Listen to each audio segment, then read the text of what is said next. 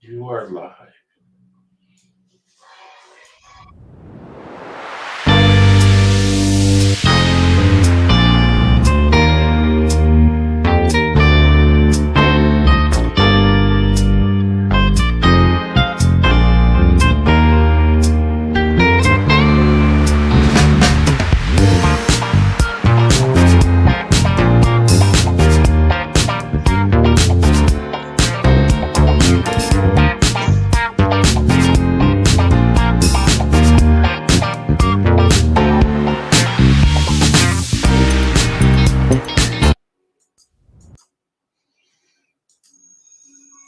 All right, how's everybody doing tonight?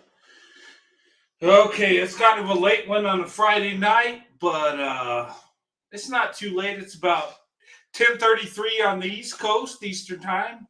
Where I'm at, Mountain Time, it's 8:33, and where my brother Corey is, it's 7:33. But it's good to be live tonight, and good to see you guys. I'll wait a few minutes for people to come on. There's some already on board, but we'll give it a few more minutes and some things I really want to cover tonight. And if you see in my title here on the topic, why interracial marriage is so important. And I'm going to go into that. Why I think interracial marriage is very important. Hey, Fancy Nancy, good to see you. Um, in fact, I think it's so important. It will benefit our nation. It will benefit our country. It will benefit society. I do believe that. I'm not just randomly talking about this tonight, but anyway, um, it's good to see you guys tonight. And I got a couple videos, okay? And these are going to be audios, not so much videos. And I'm just trying to avoid the copyright, uh, the copyright, not so much strike, but the copyright issues. And I don't want to have this video taken down. And, but anyway, hey, Corey, hello, brother. Good to see you. It's been a little while. I was starting to get worried. I was like, where's my brother Corey? Uh, Chanelli, good to see you. Yeah, good to see you, Corey. Good to see you tonight. Um, I want to cover this topic tonight. Why interracial marriage is important. Okay, I always thought interracial marriage is very important. CC Sparkle of Light, good to see you, ladies. Um, we can find a blessing in interracial relationships, interracial marriage. When it comes to white men and black women, oh man, we're finding a true blessing. We're finding success when everybody, thought we would end up in total failure and being the most attacked. You know what? We're too strong for that. We come through. We make it happen. And as men we provide, and as women you support us, and we're living our best life. And I'm seeing that. I'm seeing that. I've seen it in my life. I've seen it with other people. I've seen it statistically. And is it all that ends up in success? No, of course not. But the majority of us do. Okay. Um, I got a video I want to talk to you about, and this is something to do with celebrities. Okay. Tamar Braxton, you know her, the sister of Tony Braxton. I think she's the youngest sister in the Braxton family. But apparently she has a white boyfriend. She was seen with a white guy holding his hand, and he's an attorney, and I don't really know him. He's an attorney in Atlanta, and he created some kind of organization. But apparently they're seeing each other. Um, I don't know, it's just allegedly, but they were seen together holding hands. And people already have their opinion on this. Already people are weighing in.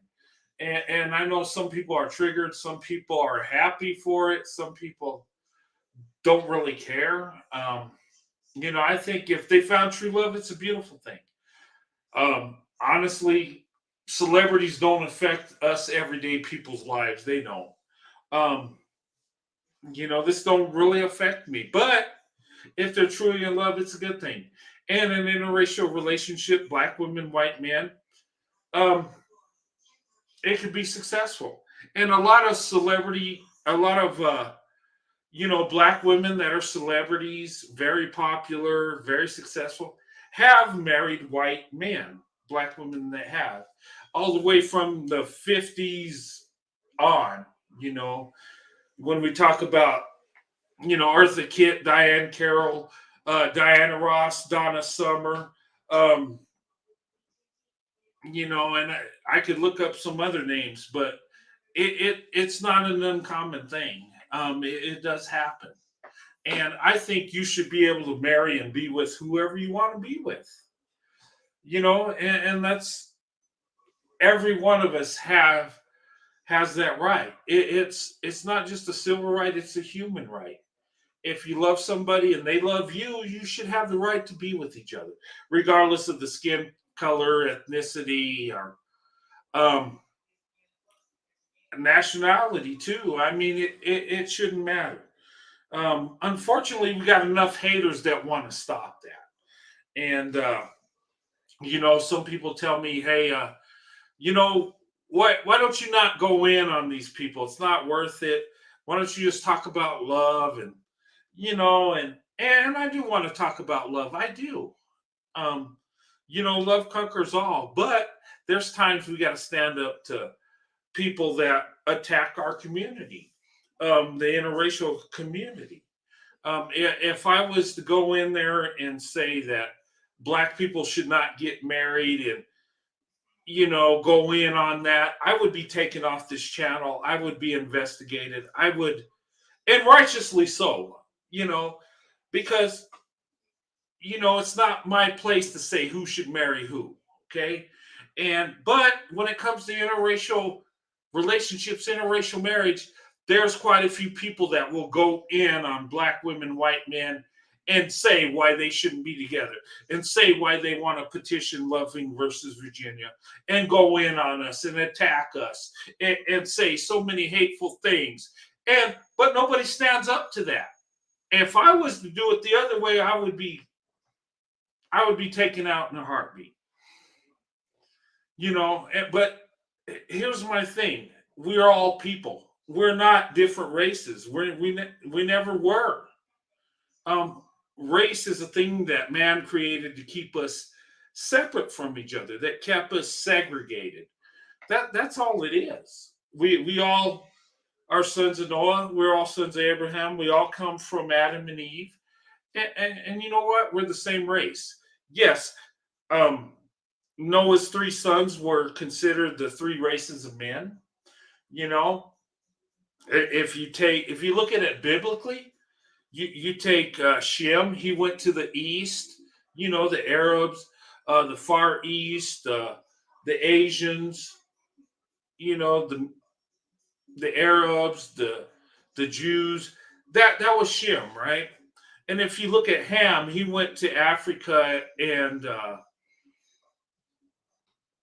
Egypt. They're considered descendants of Ham, right? And then Japheth was considered the father of the Europeans. So that covers the whole world, right? But all three of these men came from the same mother and father. So we cannot be a different race. Yeah, we look different. We have different genetic traits. We have different skin tones, but we're all people, you know. So I don't see what the big deal is with interracial relationships. We should just go for the best option, point blank, right? I mean, if we're looking at this logic biblically, if you believe the Bible, there can only be one race, the human race. And I believe the Bible, so I don't buy into this interracial marriage because we came from the same place. We came from different nations, yeah, but in the beginning, we all came from Adam and Eve. Uh, but so many people are against interracial relationships. And today's world in 2022, you would think we would learn to love each other, that we would learn to get along, that we would learn to just uplift people that choose who they want to be with, to choose who they want to be married to. And the only concern we should have is, did she find a good husband? Did he find a good wife? That should be the only thing we even think about. But unfortunately, we're stuck on who's marrying who by the skin tone. Um, and it's sad. And I have to go into this. I have to go into the haters. I have to, stand up to some of these clowns because no one else is. And seriously, and it's not because I want to have conflict. It's not because I want to just go in on. No, it's just I want to stand up for the truth. I want to stand up for human rights. I want to stand up for true love. And whatever your preference is your business. That is your choice. That is your right. Both men and women. Okay. I'm going to play this audio, and it's my good buddy Dr. Omar, and you probably getting sick of hearing this clown, but he's against interracial relationships, right? And to avoid a strike or a copyright issue, I'm just going to play the audio. Okay. And I recorded it. And I'm going to break it down as we go. Okay. And let's see. Here it is. And just listen and tell me what you think. Do you think this guy's out of it? Do you think he's right? Do you think we should be racially segregated? Do you think interracial marriage is a bad thing? Do you think it's not right? Or do you think it's a beautiful thing that we could love each other and be a different skin tone, a different ethnicity, a different group of people, and still have love for God? I think that's a beautiful thing. Personally, I do. But anyway, let me play this. Your question, Dr. Umar. Are you totally against interracial relationships? I am totally against it, and I want to make sure you understand why. It's not because. Okay, can you guys hear that? Okay, he says he's totally against interracial relationships, right? And they're all laughing and stuff, and because I think they think he's full of crap, but they're being nice to him, and. But he's going to tell you why he thinks interracial relationships is wrong. Let's continue.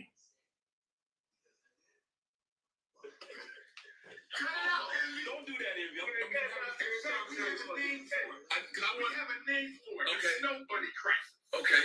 I'm against the snow bunny crisis. And I want your white listeners to understand. Because people be trying to say. Okay, he's against the snow bunny crisis. Can you guys hear that okay? Because I'm going off my headset. Give me a 1 if you can hear it okay. A 2 if you can't hear it at all. And I'll switch to microphone if I need to. Because I want you guys to get this. Okay, and I want to talk about it. So give me a 1 if you could hear Dr. Delusion Omar when I put it in. Give me a 2 if you don't hear it. Okay, nothing. Okay, I guess. Okay, you hear it? Good. Okay, thank you very much. Okay, we're going to continue on. Okay, good. Stuff like he's the Black Hitler. I'm not the Black Hitler. I am in no way interested in hurting or harming the life of any human, white, Asian, Chinese. I believe in respecting everybody. The reason I'm against interracial. Okay, I'm going to stop it right there. Umar Johnson is not a Hitler. Okay, let's make this clear. He hasn't harmed anybody that I know of. He's not going out there with violence or anything like that. So no, we cannot compare this guy to Hitler. No, that is totally wrong. I will be on his defense on this. No, you're not a Hitler, Umar. Nobody should call you that. But I will say this, I think you are the black David Duke. I will say that because you both believe in racial segregation. You both believe that you should not have interracial marriages, just like David Duke. You both are segregationists. You both sound the same when I listen to both you clowns, and I've listened to both. Um, you know, it is what it is. I would say he's the black David Duke. He's not a Hitler. David Duke was the new Klan member that came along, the peaceful Klan, you know, changing it up to BS white Americans, why we should be racist. But, you know, he's an idiot, and so is Umar. They're the same. One's, you know, a black supremacist, one's a white supremacist. It just is what it is. But anyway, let's continue listening to this guy. Marriage, Envy and Charlemagne, is because marriage is an economic contract. It's an economic contract. Most women do not marry down in status. They marry up. And if you don't believe me, show me a rich white woman. Okay, let me stop it there. Okay, he's saying that in marriage that let me rewind this. I think he's talking about white women. But anyway, sorry. Your white listeners to understand. Because people be trying to say stuff like he's the black Hitler. I'm not the black Hitler. I am in no way interested in hurting or harming the life of any human. White, Asian, Chinese. I believe in respecting everybody. The reason I'm against interracial marriage, Envy and Charlemagne, is because marriage is an economic contract. It's an economic contract. Most women do not marry down in status. They marry up. Okay, most women, he's saying most women do not marry down in status. They marry up. I agree with that. Most women do marry up, and they should marry up. All races of women should marry up. They should never marry down. I agree. That's true. Mostly when we talk about marriage, most women marry up, and they should. They should never marry down. Okay, so I agree with that. Most women should do that. Okay, but let's continue. And if you don't believe me, show me a rich white woman married to a broke-ass black man. Have you ever seen a rich white woman marry a broke-ass black man? No, you have not. Okay, no, you have not, right? Usually rich white women don't marry poor black men, right? Most rich white women don't marry poor white men either. They're not looking to marry or date. They're not looking to marry down. They're not looking for a man that makes less income, less, you know, has less resources. They're not looking for that. So if he's comparing it to white women with white men or black men, they're not going marry down. They're not, and they shouldn't. So, I mean, what's he really getting at? But let's continue. And you never will, because marriage ain't about love. It's not colorblind, and it is totally economic. So okay, I disagree. Marriage is about love, and it is colorblind, because when you truly love somebody, you're not going to care about their color. And you know what? When it comes to me and my wife, we know we're different colors, but we don't care. We love each other. And if you want a marriage that lasts, you gotta have love. You can't, it's not just a business arrangement. If it was, we would just put our profile out there and make a business deal and go on. But it's all about love. You know, and yes, love is colorblind, because if you really love somebody of a different race, you don't even care what their color is. You will love them and want to be with them, as I have. I didn't care about my wife's color. I didn't. So he's totally wrong. I totally disagree with this. He's looking at a business deal, and that's probably why he's not married to this day. Or if he is, he's hiding. I don't know what he's ashamed of. We know he had a sideshow with two women that he said was a marriage, but really wasn't. It was a fashion show, whatever. But it is about love. And yes, love is colorblind. True love is. It really is. But let's continue. This was on the Breakfast Club anyway. You guys probably heard this before. Last time I tried to show it, I got a copyright issue. So that's why I'm doing the audio. But I think this is important. Let's continue. Marriage is an economic unification and a contract.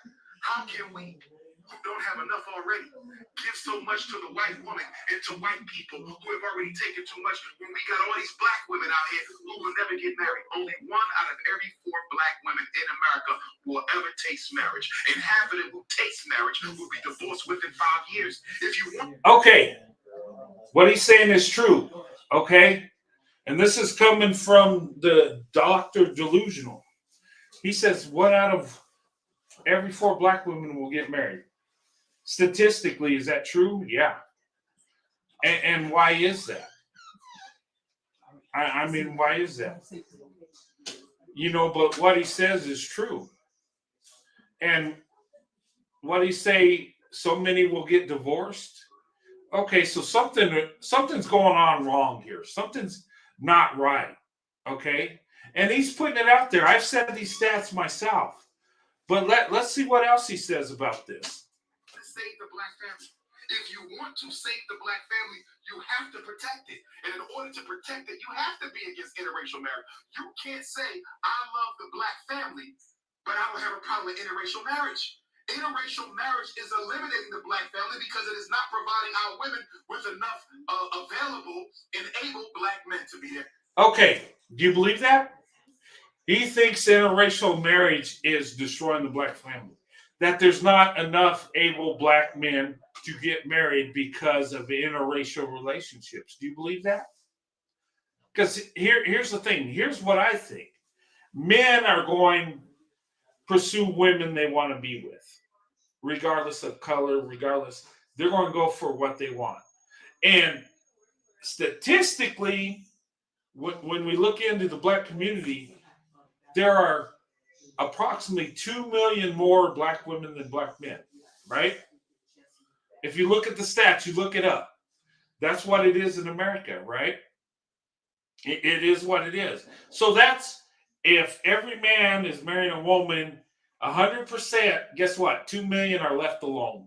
So what do? And we know in our country today, we know in our society that marriage is not 100%. In fact, it's not even 80%. In fact, I don't even think it's, well, maybe 50%, right? You know, and the white community, I think it's like 60 some percent, but 50% ends in divorce. That's white people, right? In the black community, 25 to 30% of black women get married. So that's more than 70% do not. And he blames it on interracial marriage. Okay. And black men do date and marry out 2 to 3 times what black women do. Yes. But here's the thing. If men had morals in our society, there would not be such an imbalance across the board. You know, and black women are shamed and attacked for opening up their options and dating and married out. They're called, you know, traitors. They're called bed witches. They're called all these horrible stuff. But yet the men can do it at will. Okay. But he blames it on interracial relationships. He does. But anyway, let's hear some more of this delusional doctor. So you're it's not just white women. You just feel white women, Asian, Everybody. Nobody should be marrying out the race because there's political consequences, DJ Envy. I'll give you one right now. Naomi Osaka. Am I saying her name right? The tennis sister. Naomi Osaka. Okay, he believes nobody should date and marry. Nobody should marry out. And he's going to talk about the tennis star. I think I haven't really researched her, but I think she's her. I don't know. One of her parents is Japanese. One is Haitian, I think. But let's continue. I haven't researched her. I apologize, but let's listen. Naomi, I love the sister, right? She knocked off the greatest of all time, the GOAT, in Serena. But guess what? Who is she representing in the upcoming Olympics? Is she representing Haiti? No. She represents Japan. So here you have a half African sister, an African sister, because there's no such thing as half African. Our genes are dominant. So you got an African sister with a Japanese mother, and instead of going back home to your father's blood, Haiti, to represent the Africans in Haiti. Okay, so she plays tennis, right? Her father's from Haiti, her mom's from Japan. And he thinks she should represent Haiti instead of Japan. I think she should represent whoever she wants to. I mean, that's her choice. She's from both nationalities, right? Both racial groups, right? Japanese and Haitian. So she should go wherever she wants, in my opinion. Um, yeah, her father's Haitian, her mother's Japanese, but she should represent whoever she wants to. And that's her choice. And why he's getting upset about this, I don't know. That's his problem. But the thing of it is why is he so worked up? And what he says too, he says that half African is African, right? He says the genes are dominant. Okay, so does that erase the rest of her genes? Does she? And he claims that if black people procreate with white people, they're black. And it's kind of falling in line with white supremacy, the one drop rule, right? I mean, but he used it as a superior thing. Their genes are dominant. You just turn black. Well, I'd say to Umar, hey, this is what you want, right? You want to be Africans dominating, right? Let's turn it black. I already did my part. I procreated with a black woman, so I got children that are, biracial. But he says they're African because my wife's black. Okay, let's turn it black, Umar. Let's do it. Let's open up interracial marriages. Let's do it, because here's my thing. I don't care what you call people. People are people. And I don't care. If you want to say they're this or that, I'm not caught up into that. I'm caught up in people. I'm caught up in true love. And I love my wife and I love my family. And you know what? If that's what it takes for us to come together as people, as one nation, in our awesome nation in America, hey, I don't care if we call ourselves African or black or whatever this clown wants to say. It's a superior complex. He believes he's superior. I'll play along. If that brings us true love, I'll play along. Let's do it. But he don't really believe that, because if he did, he would be all for interracial relationships, all for interracial marriage. But I'll give him that challenge. But let's continue. You're instead going to represent the Japanese, who've never done anything for black folks and are part of the Trilateral Commission with the American white power structure. But who taught her to play tennis? Did her Japanese mother teach her to play tennis? Or did her black Haitian father teach her to play tennis? Her black Haitian father taught her to play tennis. It's the African DNA. It's the African ancestors in that girl that's responsible for her tennis success. But instead of representing us, she will represent the Japanese. Well, this is what you got to deal with when you make mixed race African children. I think her case is a little different though, because she identifies fully as a black woman. She definitely does. So if you identify fully as a black woman, Charlamagne, why is she not representing Haiti? I get it, but that's a little Okay, let's talk about this, right? He says she identifies with black, but plays for Japan. Okay, so can she love who she is, or her father's side of the family? She's playing for the country. That's her nationality. It's not a race. People are confused with nationality and race. You can be a citizen of a country and be a different racial group. You can.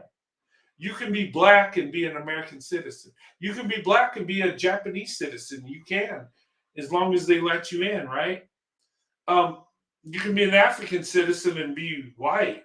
I mean, that's a nationality. People get it confused. She's supporting her nation. She's not. It's not a racial thing. This Umar guy is so triggered on this stuff. Who cares? Let her play for who she wants to. Japan or Haiti, who cares? But anyway, let's continue. Because she's putting her money in the black cause, and she puts her money in the black organizations. She got a black boyfriend. Like she stands up. She stands up for black causes. What Haiti going through? Oh, 100%. 100%. You know what? I don't even know if Haiti got a Timothy. So I don't know. To be honest with you. They don't have to have one. She will win the whole thing. But here's the point. He is so triggered. This dude is, hey, pro-white leadership, how you doing, young lady? This guy is so triggered. It's so funny. Like, this is going to affect his life, right? I mean, seriously, who cares who she plays for? I mean, that's her choice, right? Let's continue. If you look at the political situation that America and France has Haiti in, Okay. they've been in since the Haitian Revolution of 1791. If you look at the fact that the children are... Okay, hold on, guys. I got to switch mics here. Good night.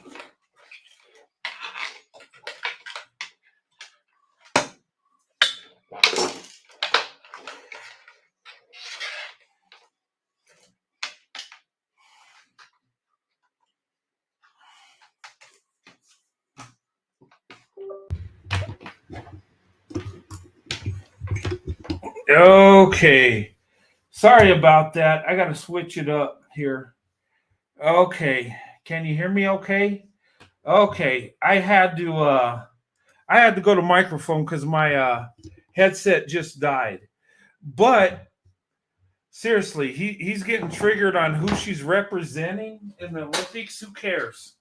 Really, who cares? The Olympics is just about sportsmanship. Some countries win, some lose.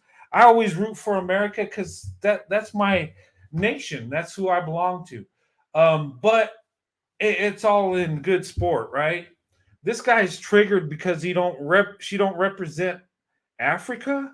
Well, her father's from Haiti, and Charlemagne said that, do they even have a tennis team? He said it don't matter, she'll win it all. Okay. So maybe that's why she went with Japan, because maybe Haiti don't have a tennis team. Could that be it? But regardless, it's her choice. Regardless, it's who she wants to represent. She can represent either country. Yeah, and I got no problem with that. I don't know why he does. I think he just wants black to be dominant in everything, I guess. But anyway, let's continue. Being raped, robbed, stolen by whites. If you look at the fact that America and France have sabotaged the Haitian economy and the Haitian society, if Naomi was to represent Haiti one time, she can go back and represent Japan next time. But if she was to represent Haiti just one time, it would shine a light on all the injustices that the U.S. government and the French government are inflicting upon our brothers and sisters in Haiti, and it will demand from the international community some answers and some changes. She has a chance to almost rescue. Oh, shoot. And it will demand from the international community some answers and some changes. She has a chance to almost rescue it. Oh, shoot. And it will demand from the international community some answers and some changes. Oh, shoot. She has a chance to almost rescue it. Sorry, guys. I accidentally cut it off and went to my own broadcast. Let me ask you a question, Dr. Umar. Are you Okay. It's not the same love to Haiti. The point that I'm trying to make. Look that up, Dan. I'm asking the white man to look I got something you. up. Okay.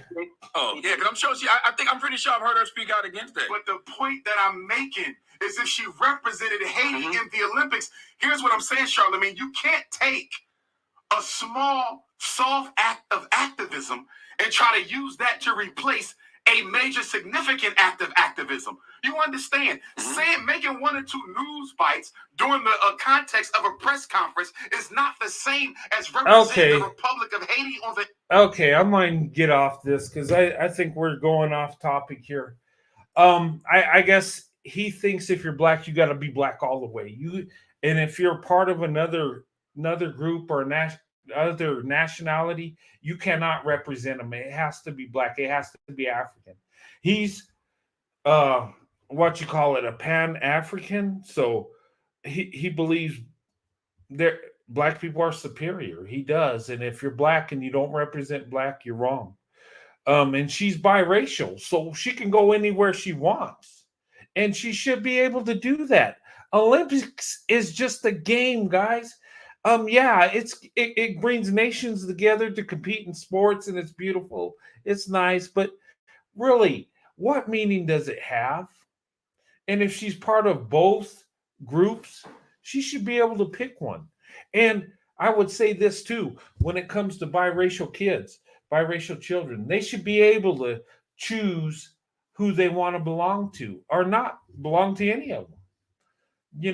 I mean, if they're half black, half white, they can choose to be white or black or just choose to be who they are. I don't got a problem with either way. But he does. He thinks that once you procreate with black people, all the genes are erased and you just totally black. Okay, whatever, Umar. Um, okay, he can believe that. That's fine. But just showing the craziness in this, just showing it don't make sense what he's even talking about. It's like, are you that hung up? What's an Olympic sport got to do with what's going on in the community?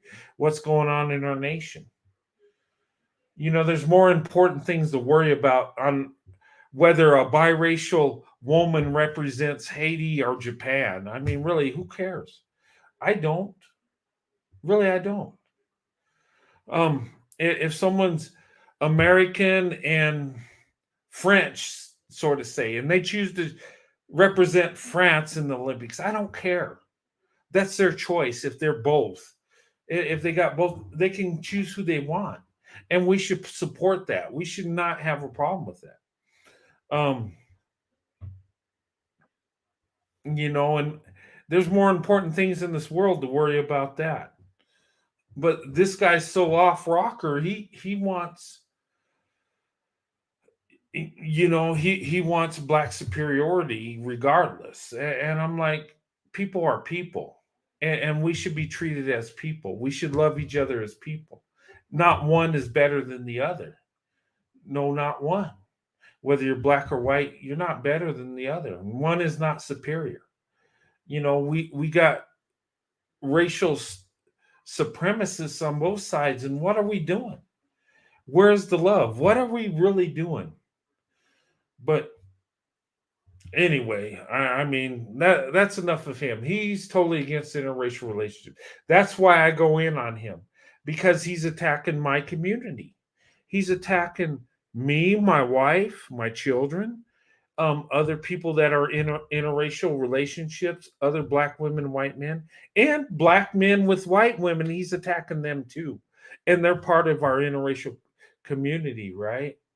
And I got to stand up to that. And I wish more people would stand up to that hate.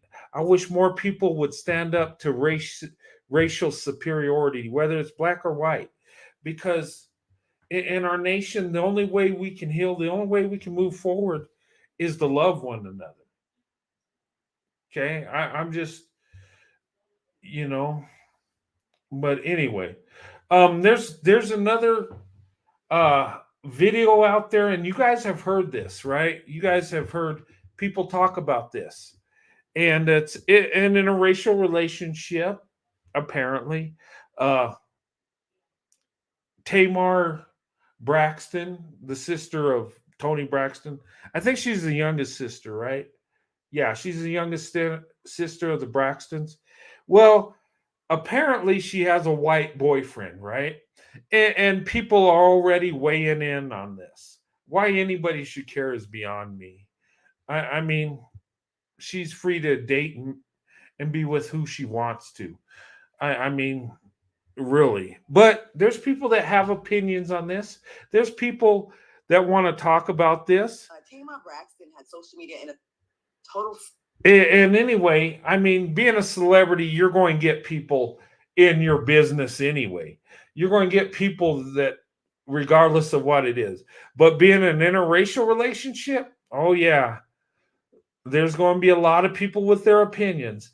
There's going to be people that are for interracial relationships and the haters that don't want it. But anyway, I'm going to talk about. I'm going to put the audio on here, and we can talk about this, and you guys can give me your opinion. And anyway, but let me go ahead. This was on Fox Soul.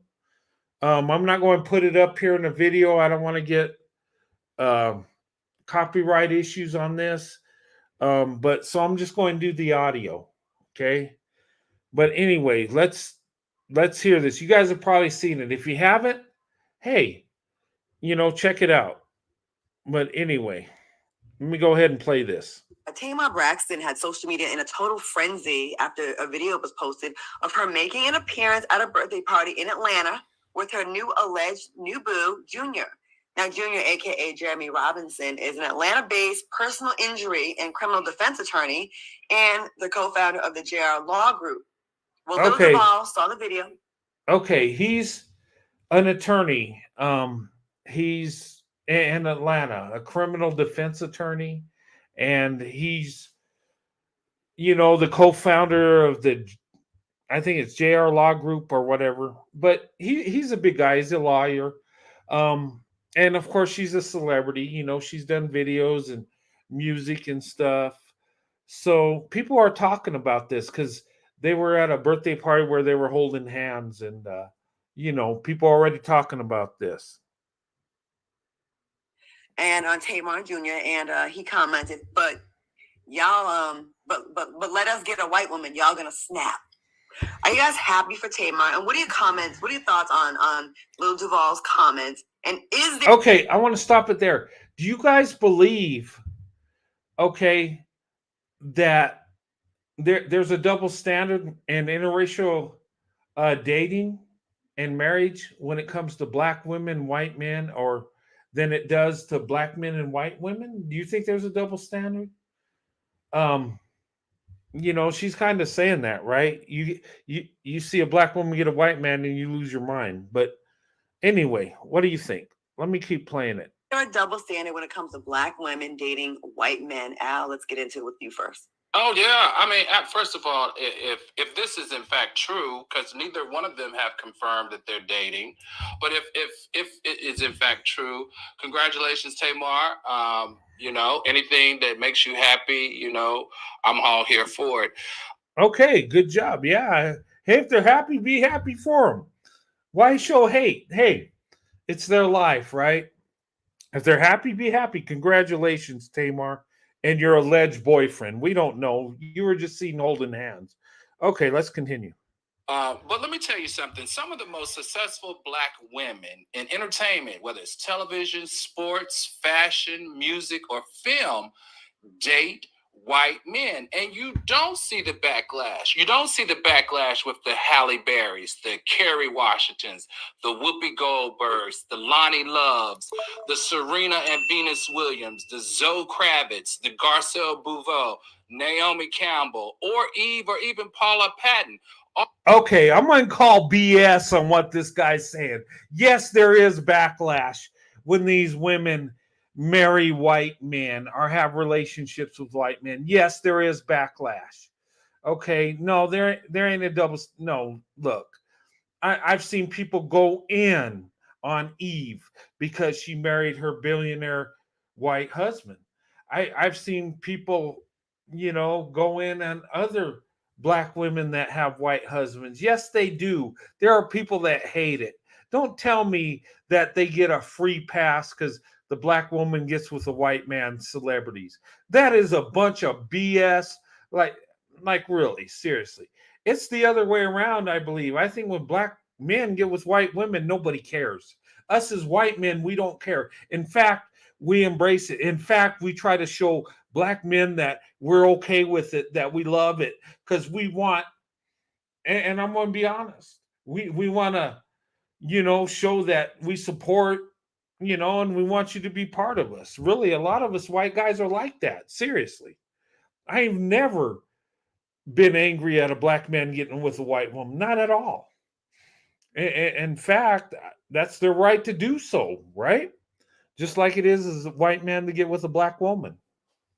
So what he's saying, I call BS on that.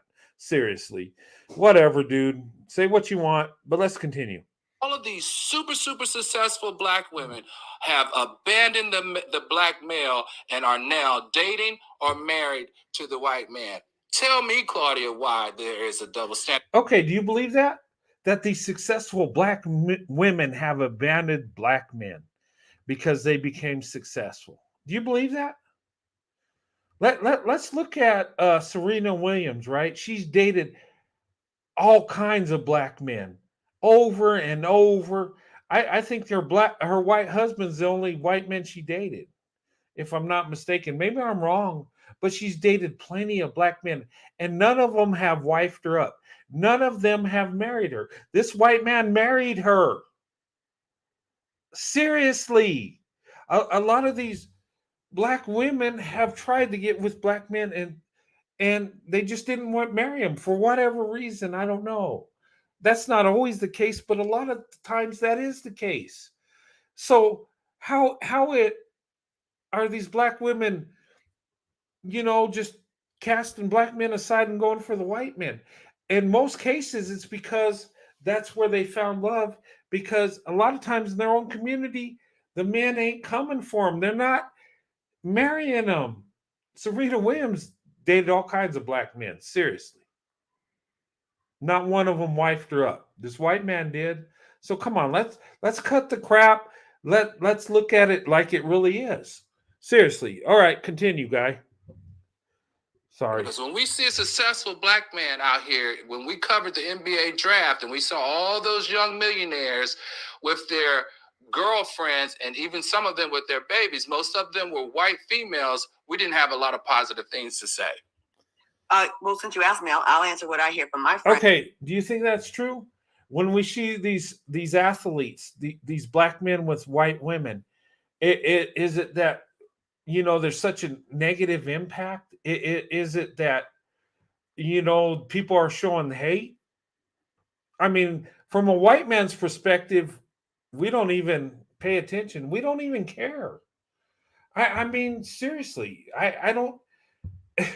If some superstar is drafted in the NFL draft or NBA draft and he's there with a white woman, hey, good for him. If that's, I don't even think about it. It's not even a thing. I don't, and maybe there's something different going on from the black community and white community, because when I interracially dated and married, there were some people against it, some white people, yes. But the majority of my friends and stuff didn't care. It didn't even affect them. In fact, a lot of white women don't care that I'm dating or I'm married to a black woman. And a lot of us white guys don't care that white women are doing their thing. We don't care what Becky does. We don't. Even the men that exclusively, the white men that exclusively date and marry white women don't care either. It's just something, I don't know what's going on here, but I think a lot of times black men, and correct me if I'm wrong, will let black women know that white women or Hispanic women or Asian men are their preference, and they kind of rub it in their face. Maybe I'm wrong, but that's what I've seen on social media anyway. But anyway, let's continue. I think with black women, it typically ends up being more of a necessity than a preference. And I feel with black men, a lot of times they make it very clear that it's a preference. I don't like black girls. I don't. Now, if I hear a black woman saying, I don't like black men, and I'm... Okay, is that true? That black men are out there and saying that they don't like black girls, they don't like black women, and their preference is something other than black women? Is that true? Because if they're saying that, that's not right. I mean, you could say what your preference is, but you just say it and move on. You don't have to put it in nobody's face. My preference is black women, but I don't go out of my way to let white women know this. I mean, they'll know it by watching my life. I don't have to go into it. I mean, that seems weird. Why would I have to do that? But I don't know. Is this a true thing? Let's continue. white men because of that reason. That's one thing. But you hear a lot of these women when they have, when you ask them, they say they tried and they couldn't get one, or no one was hollering at them. You saw that black, beautiful, dark-skinned influencer, the TikToker girl, that said her preference is still a black man, but none of them get at her. They don't holler at her. They don't hit on her. So I think it's a little different in that regard. But if you're the type that just disregards your own race because you just straight up don't like them, that's something else. But if it's no one's hollering at you, that's different. Okay, does she have a point there? If nobody's hollering at them, she said a lady out there that's dark complected has a preference for black men, but they're not hollering at her. They're not coming for her. They're not trying to date her. Is that a thing? I mean, if it is a thing, then this young lady should open up her options and get with a man that loves her. Because I'm going to tell you one thing. Us as white men, and I'm speaking on my behalf and many white men, we don't even look at skin tone. We really don't. In fact, we see a black woman, we just see a black woman. I never even thought about skin tones. I never thought about who's dark and light complected. I just knew a black woman's a black woman, and a black woman's beautiful. I never got into the skin tone. I never even knew it was a thing. I never thought about it till somebody pointed it out to me. Till I had a friend that was a black guy that made fun of me because my wife was dark complected, and I was confused. Like, what are you talking about? I was like, how does this make sense? But then as I got to observe, I'm like, wow, this is really a thing. This is a white supremacy thing where light skin is superior to dark skin. That's a white supremacist thing. That's what racist white people put in people's minds. And now black people are practicing this. I mean, it blows my mind. It makes no sense. Why wouldn't you embrace a black woman? A black woman's beautiful. Why wouldn't you embrace her because she's dark complected? That's a good thing. That's a beautiful thing. But I don't know. I don't understand it. But I've heard black men say that they prefer light-skinned women. Okay. If that's your preference, that's your preference. But from my observation, and I could be wrong, but I think it goes deeper than just a preference. I think it's something else. I don't know. But anyway, I mean, that blows my mind. But seriously, us as white men, we don't think about that. In fact, we embrace dark skinned women. We think it's beautiful. We embrace black women with their natural hair or whatever hairstyle they have.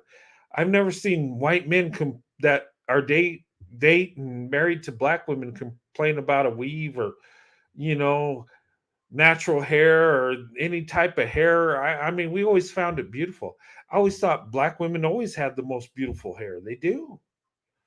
I prefer braided hair, but that's just me. But I mean, whatever hairstyle they have many different ones. I mean, going back to the jerry curl, the afro, I always thought that was beautiful. I don't know. I I don't understand it. I mean, maybe somebody could clue me in what's really going on. I don't know. But anyway, let's continue what she's saying. Okay, and this is talking about Tamar and her white boyfriend, allegedly. Okay, let's continue. And I just want to say dated, because we know Kerry Washington is married to a black man now, but she has dated white men in the past. I'm sorry, go ahead. Okay. Q, what do you think? To Al's point, if they are dating, congratulations to Tamar. Very unpopular opinion, and I'm probably gonna get in trouble for this. I've been of the belief that black women should have abandoned black men a long time ago. You hear black women complain about. Oh my goodness, this guy says, "Oh man, he's going to get some hate that he believes that black women should have abandoned black men long ago." Oh wow, wow, he's going to get some hate, but that's his opinion. Okay, let's continue. How they're overeducated, they ain't enough, they don't want us, they prefer white women, and I've been of the school of thought, play the same game. Then you also hear a lot of black women hold on to this, but I want a black man, but I want to have beautiful black babies. But if you're saying that black men aren't good enough, or they ain't right for you, they're not acting right, or they're choosing other races over y'all, then it's time y'all start playing the same game. So I don't see nothing wrong with it. Okay, I agree with that. You know what? If black men can have a preference from other different women, black women can too. And ladies, seriously, live your life the way you want to live your life. Be with who you want to be with. And you know what? Don't let nobody hold you back. Don't let nobody shame you. I know quite a few black women that I'm friends with that wish they would have not ended their interracial relationship. I know a number of white men that say the same thing, and it's sad and it's horrible. Um, and I'm not saying one man is better than the other or one woman, but what sets us apart is our decisions, our choices in life. You know, seriously. But this has become an issue. Like, seriously. I look at this and I'm like, okay, Tamar's got a white guy. Okay, good for her. And then I move on. I don't really get caught up into this. But these people are. And maybe it's because she's a celebrity, interracial uh dating and marriage is a controversial thing, which it shouldn't be, but it is. But people got their opinions on this. But anyway, let's listen some more. I just feel like when I see, and this is just me, when I see a black woman with a white man, I usually, for some reason in my head, I think, oh, he must got money. And that's I really do. I really do. And that, Okay, do you guys think of that when you see a white man with a black woman? The only reason she's with a white man is because he's got money. Do you believe that? Do you think that's most of the cases? I tell you, when I married my wife, I had just joined the army. I had no money. I was not rich. I had enough to pay the bills and buy food. That's it. And you know what? She loved me for me, and she loved me because she loved me. I mean, but some people got that, stereotype, and I think that's when I listen to this guy, is that kind of a superior thing? Oh, okay. The only way that white men can get black women is if they got money. Hmm. I'm just wondering, is that what he thinks? Or is that the only reason that black women will date white men because of money? Ladies, tell me, is that the only reason? I don't think so. I mean, women do search men that are successful, that do have money because they want resources, they want to be protected. But I don't know. You tell me. Maybe he's right, maybe not. I don't know. Let's continue. I get it. It's just not fair to black women to assume that they're not capable of like seeing past that. Like, you can't fall in love with a man based on his character. It's really passing that stereotype along that we're just gold digging, money hungry, we're just there for the money. If that's the case, half the brothers that we dated before that white man wouldn't have got no play. So I don't know. I dated a white man one time in college. Shocking, I know, being as pro-black as I am. And it was so uncomfortable because all of his friends would saying, what kind of family does she come from? Do they have money? It was all about finances and not about my character. And I felt very uncomfortable and I could not go. Okay, that could go both ways too. I know women that I've dated that their parents would say, well, what kind of family does he come from? What kind of character does he have? I don't think that's such a bad thing, what she's saying. I think she's taking it the wrong way. Maybe his friends are saying, okay, she's black, that's cool. But what kind of family does she come from? Do they accept white people? Will they accept your interracial relationship? She's got to have, and his friends want to make sure this black woman has character because they want him to find a good wife or good girlfriend, right? So it might not be a racist thing how she's going at it. I my wife's family was concerned about what kind of family I come from. Because do my family have character? Because most likely, if my parents have character, I have character, right? If they don't, I usually don't. That's not a bad thing to look and see what kind of family they come from. What kind of character do the parents have? That's not a racist thing. That's something we should all look into, whether we're black or white, interracially dating or dating within our own race. That should be something we all look at, because we got to be selective on who we date, who we marry, because we want the best option, both men and women, seriously. So I think she's looking at it the wrong way. Um, but maybe they were racist and they just asked those questions. I don't know. Let's continue. Forward with it. But it's funny because if you keep it real, every woman dates a man for money within the realm in which she can reach. You know what I'm saying? All women want security. All women want stability. Every woman wants the most successful man she could possibly get her hands on. So yeah, oftentimes it is for money, and especially if you're on a celebrity status and you've had bad experiences with black men, you're not gonna go get no broke. You're not gonna go get no broke white one. At least you can do, if you're gonna go get a white one, is get you one with some money. Unlike, Okay, I think he's right. Most women, wouldn't you say, want a man that's successful. And yeah, money's a part of it, because if he's making money, he's providing. If he's taking care of himself, that's not a bad thing. And people gotta get caught up in this thing. Well, you should love me for who I am, whether I work at Burger King or I'm a CEO. Really? Well, in the real world, and when it comes to survival, when it comes to, you know, how the family does, you, as a woman, you should want a man that's successful, because your family will be successful. You'll be taken care of. That's not gold digging. That's just choosing the best option. And I'm not saying that, just choose a man for money. No, but choose a man that's willing to work, a man that's really willing to put in the work and do what's needed to provide. I know a lot of awesome families that don't make a lot of money, but they make it work. They take care of the kids. They provide. The man provides. The woman's a good mother. But a woman shouldn't feel bad because she wants a man that's successful. No, all women want that. They should. I mean, seriously. They shouldn't just say, okay, well, I can't think of that. Well, I'll just love you who you are. Maybe you don't have a job, but I can't talk about your assets. That makes no sense. Women should go for the best option. And finances, there's nothing wrong with that. Let's continue. some of these brothers, they go get these honey boo boo looking white women's and be flaunting them around, living in the double wide trailer. So I ain't mad with it. And let's keep it a buck. It's not just the women out here dating for money.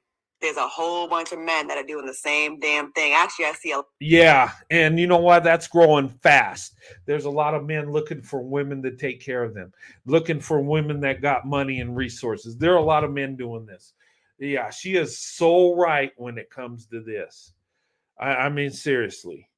I'm going to cut it off there. They're going to get into stuff that just, my point is you marry and date whoever you want. Okay. And if you're biracial, you choose what community you want to belong to, because you belong to both. I have no problem with someone that's biracial that wants to claim they're white or black. They're both, right? Or claim both. I would say claim both, because that's better, because have love for both sides of your family. I always taught my children that. Always love both sides of the family. Don't favor one over the other. You're part of both. Both is your family. Embrace your family. Love your family.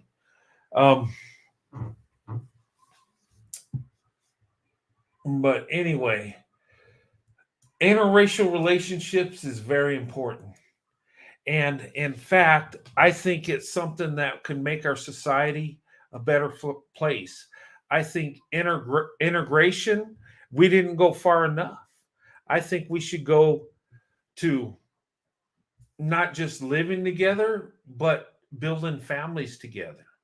I think the options should be wide open for anybody, and I embrace that. And guys like Umar that attack it, I got to stand up to that. It is what it is. Yeah, he's full of crap, and yeah, he makes no sense a lot of times. But people need to stand up to that because he don't get no backlash from nobody. Not from I've seen. I haven't seen nobody say anything bad about this guy, and he says so many horrible stuff. He wants to take away interracial marriage. He wants to reverse Loving versus Virginia. And nobody checks him on that. In fact, I don't think YouTube would even, censor his videos. I don't think they would even, I bet he's got full monetization with all the hate stuff he puts. Now, if I did that, they would take me off. They would delete my channel. And righteously so, they should if I went there. I never would because I love interracial relationships. I have a love for Black women. I do. And, I have a love for all people. I don't hate nobody. And I'm going to share something with you guys. And honestly, people think that because I love Black women and because I stand up for Black women that I hate Black men. No, that ain't true at all.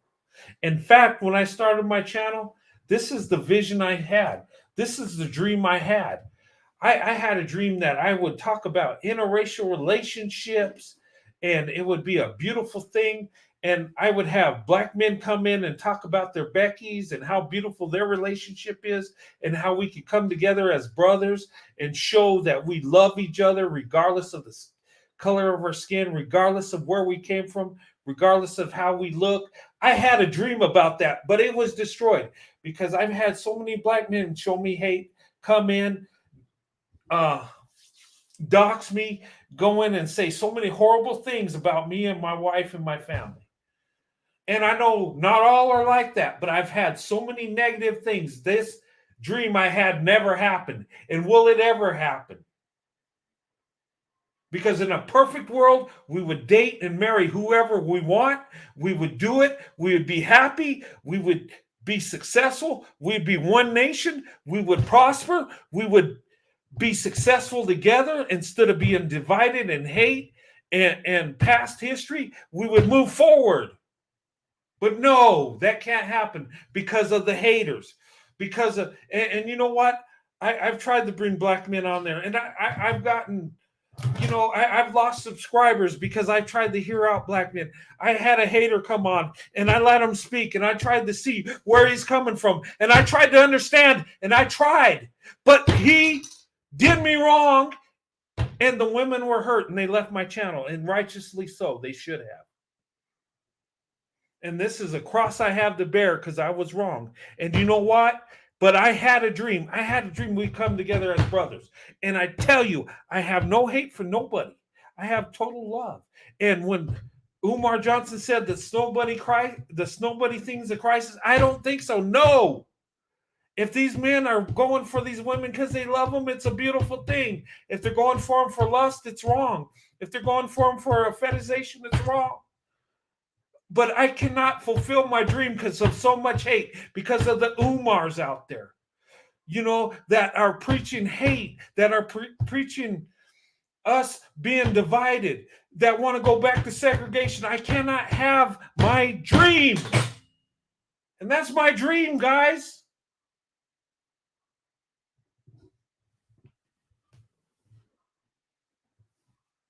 And these guys want to say that I'm the hater. Really? You know what? I have talked about my relationship and I've talked about Black women. I love Black women and I say it and I say it proud. And you know what? I go on and I tell the world this. And you know what? It's not a secret. And my whole family knows it. My community knows it. The world knows it. But I'm the hater. You ever see Umar say some stuff like that? You ever see him with a Black wife? No, you don't. But he knows what's best for you. Really?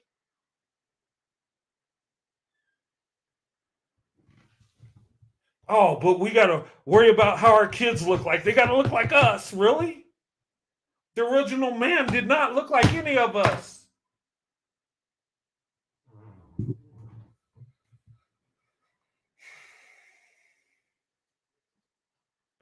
But, you know, I tried to go that route. And I was disappointed, you know, because I thought, man, if I can do this and I can have this other group of men in a different community show their love, and, you know, we're interracial relationships because we're in the same community we are. But you know what? They're okay to do it, but they hate me for what I'm doing. Really? Come on. This is so pathetic. And you know what? There's so many haters like this Umar clown that are putting a bad image on black men. They are. Black men, if you're watching, Umar's doing nothing but destroying your image. He's making you seem weak. He's making it seem like white women are controlling you. Secret agent snow bunnies. Really? Are you that weak of a man that a woman can control you like that? And in fact, if we were that racist, white people would just control everything. They just take it like they did in the past. But you know what? We're not the same people as the people in the past. Actually, a lot of us white guys love black women. A lot of us white guys want to be loved, and Umar talked about in his other video I might talk about. He talked about black people, you know, beware of white people. I know you want to be accepted. You want to be like that. You know what? Actually, it's white people in today's world. Actually, we want to be accepted. In fact, we want to show you love and show you that we're okay with you dating out. We're okay with you getting with Becky. And we support you. We think it's awesome. But then when we do it with a black woman, you hate us. You talk trash about us. You try to destroy what we got. You try to destroy black women in your community for opening up their options when you do it 2 to 3 times what black women do. 2 to 3 times. And they're wrong? Serious. How does that make sense? You're a hypocrite. I heard some clown say, well, when we sleep with white women, we're getting back at the white men. How are you getting back? What's that proving? What, you're destroying your life and the woman you're sleeping with too? I mean, yeah, that makes sense.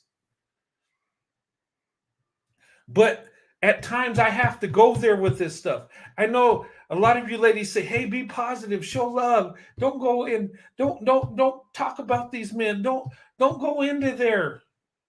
You know what? If I don't, nobody else will. You know what? Nobody's checking Umar. Umar can say whatever he wants at will. YouTube will not check him. You know what? No white man will check him. No white woman will check him. Nobody will check him. And white people won't be. They know he's full of crap, but they're afraid of being labeled racist. And they got so much white guilt they're rolling around in. They don't have the strength. I do. I don't care what Umar thinks or other people think. What's right is right.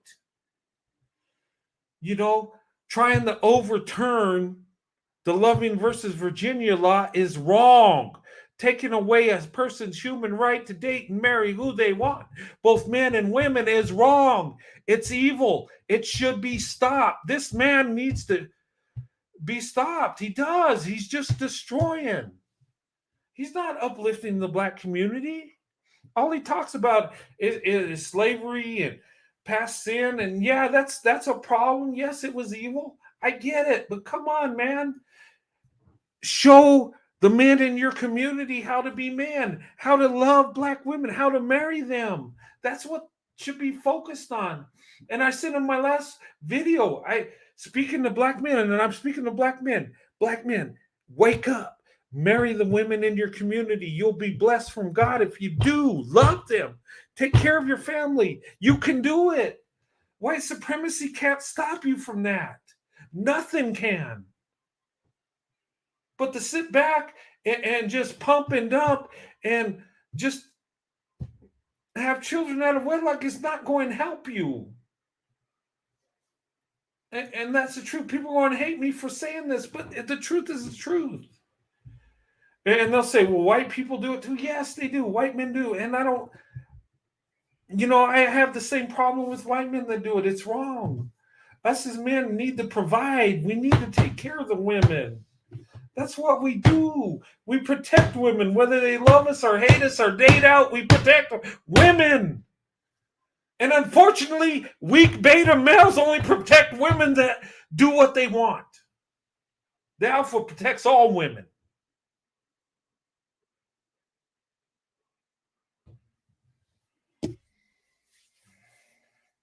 It's so disgusting. It just drives me crazy. I know I'm not going to change this man's heart. I know he's going to be a hater his whole life. He says he's a Muslim. Okay. He talks about, he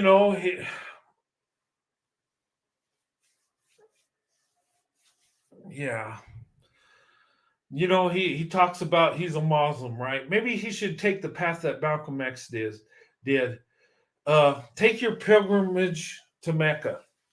Okay, maybe you'll have an enlightened experience. I don't know what that's like. I'm a Christian. But do that, because when Malcolm X came back from that, he had a change of heart. He seen people for people. Maybe you should do that, Umar. Take your pilgrimage to Mecca if you're really a Muslim. Hey, Corey, how's it going, brother? Good to see you. Oh, I'm doing pretty good. I've been attempting to moderate, and I was on the phone talking to something cute, so Okay. a little distracted. But anyway, how you doing tonight? I'm doing okay. I'm just venting a little bit. I just, gosh, man, I wish we could get away from this hate stuff and let people just date and marry out without. I know this ain't never going to happen, but especially black women. I hate seeing black women shamed for dating and marrying who they want. And Yeah, just get with the right white guy, and he'll just help her not to care what anybody thinks. there you go. Yeah. Bingo. Hey, PPP, how you doing? Pretty good. How I'm you just doing? I'm doing good. But I know about dashing, and I haven't even got married yet. Oh, you know Can't you about the find what? me a black man? Oh my God, really? I don't find a man; he finds me. So there you go. That's the way it should be. Men should pursue women. Well, yeah, They it's should. fun.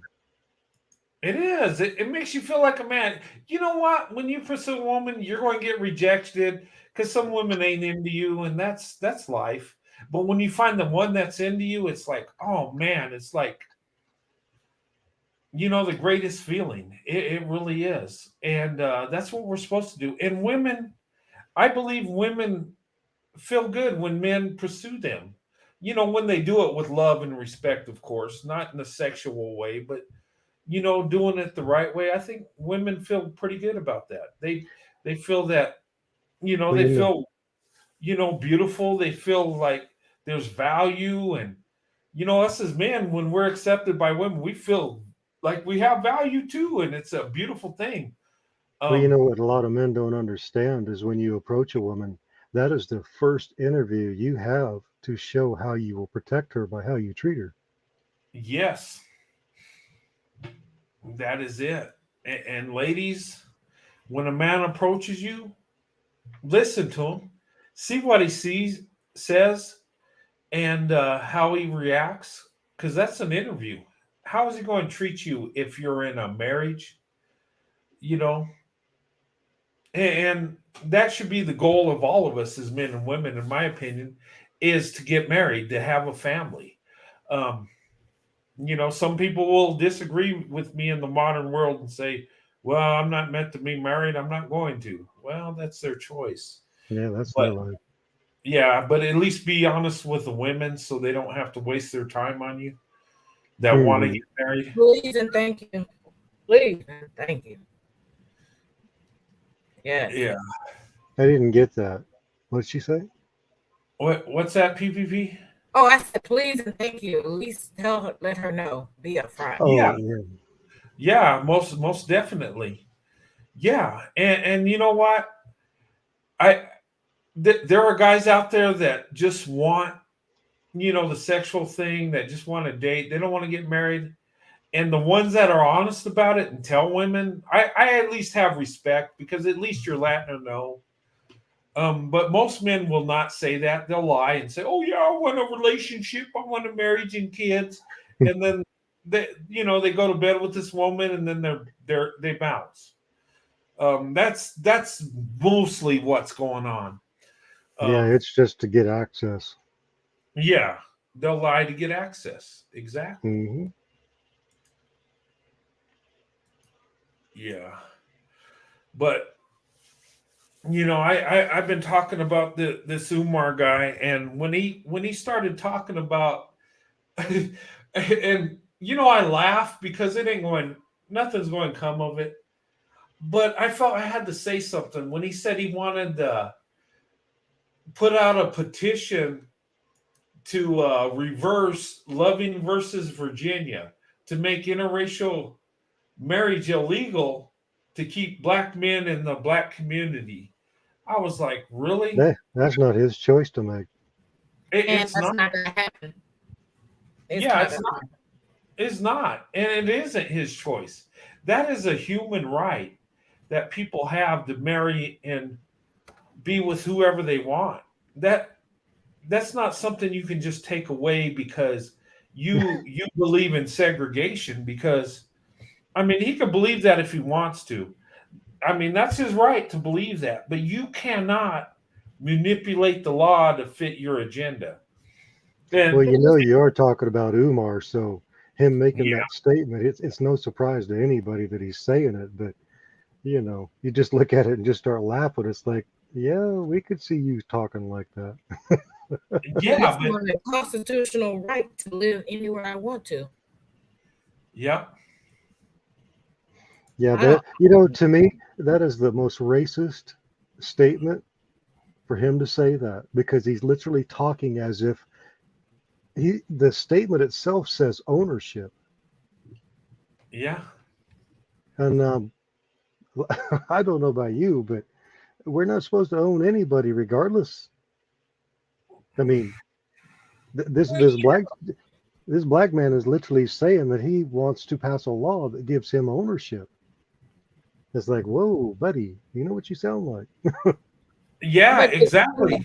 Yeah, it is in a lot of it is in the black community that we believe we own each other. So we have a right to tell each other what to do and get in our lives. I don't know because it came from slavery, but there are a lot of black people who think that we own each other. Weird. Yeah, you just need a husband that helps you to understand not to care about what anybody thinks. Just let them go, let them do their thing. No matter what's coming out of that hole under their nose, just keep on moving. Yep, exactly. And you know what? We don't own nobody. No. I don't care if you're the same skin tone. You don't own each other. The only people that you could say is ours is our husband or wife. You know what? When it comes to marriage, I could say that's my wife. She could say to me or about me, that's my husband, right? Mm-hmm. We belong to each other. We made that commitment in marriage, that commitment with God. And I could say my wife is mine. She can say that I'm hers. That's the only time you could say that. But to say that our women in our community, it's not your women. I tell people this all the time. You can't say that's your women. I've had people say, "What are you doing dating our women?" What is that? Your wife? No. Well, okay, it's not your women. So The what? statement is so odd. It's like, well, why aren't you marrying your women? Yeah, exactly. And the thing of it is this guy gives these women advice to stay away from white men, but the marriage rates are not good. It's like, okay, and I can't go in and say all are bad, but the No, thing of it is, statistically, it's not good. So what do women do? And if black men are dating and marrying out 2 to 3 times, and there's less of them, I mean, logically, what do you do? Even if it's 100%, these are perfect men. You're still black women are getting the short end of the stick. no. They And, can, as soon as they open up their option, they find out there's millions of men waiting. yeah, there are. And They the go thing of it, again. huh? Go again. I mean, there's many other options. And I tell women that. I'm not trying to promote black women just to get with white men and that's it. No, open up your options. See what's out there. There might be an Asian guy that's for you. There might be a Hispanic guy that's for you. And when you go to white people, they're different white people. There might be a guy from France or England or Italy or Norway or whatever. Anywhere. Oh my God. Argentina. I mean, just take your pick. There's, It's there for your taking. You Hmm. go for the man that's going to do the best for you. That's going to love you. Because at the end of the day, are you going to be happy because the community's happy you made the decision? Or are you going to be happy because you're with somebody that loves you? Somebody that will have children with you and take care of you and the children. That's the goal. That should be all our goal. And I say, open up your options. And I'm not just talking about black women, white men. We benefit when we date and marry black women. We really do. We get more success marrying black women than women in our own community. And I'm well, not making this up. They've done studies on this. Brent, that's one statement that you could actually say is a benefit for black women because the white men that are interested do want to get married. Yes. And you know what? It's been proven. And then, Or at least most of them do. yeah, not all. You can't say all, but most of us do. And you know what? And white men are more likely to marry women that have children from other relationships than other men. It's been proven that way. So I tell black women, if you're a single mother, look to white guys, see what they got to offer.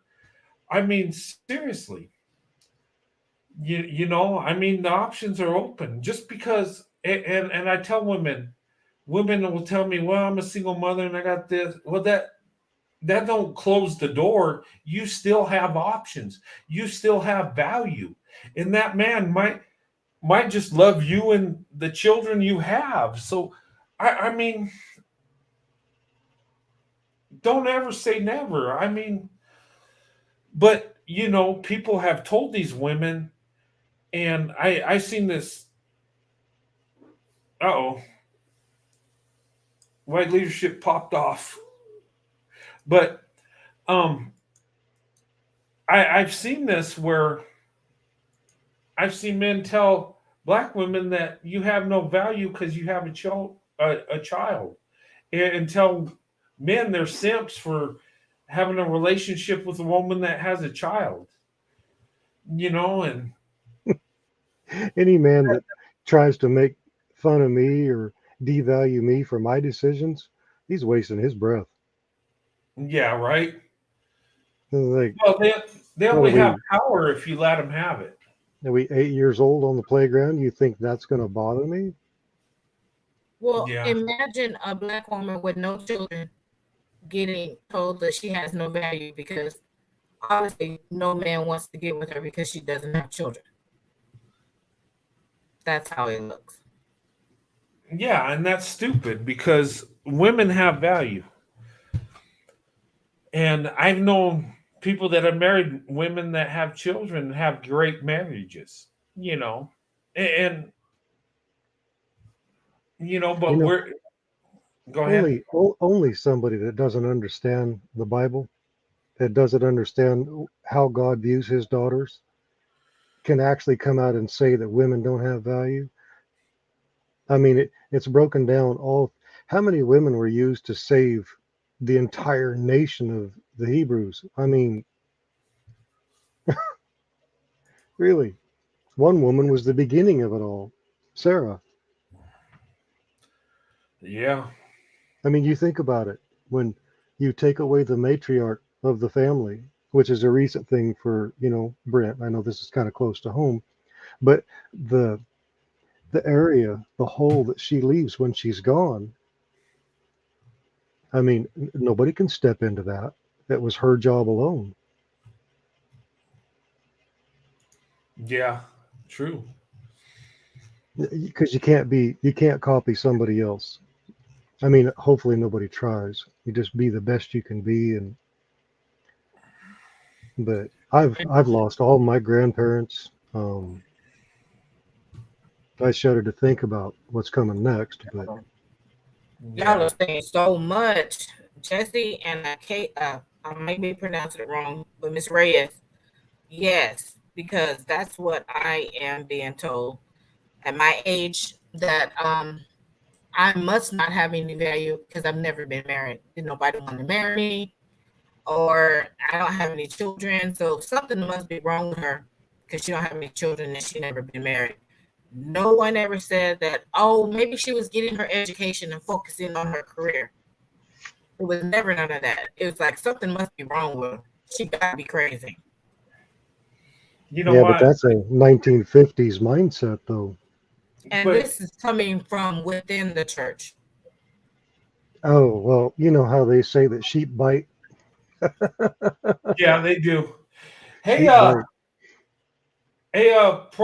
pro white male leadership. How you doing, young lady? Good to see you.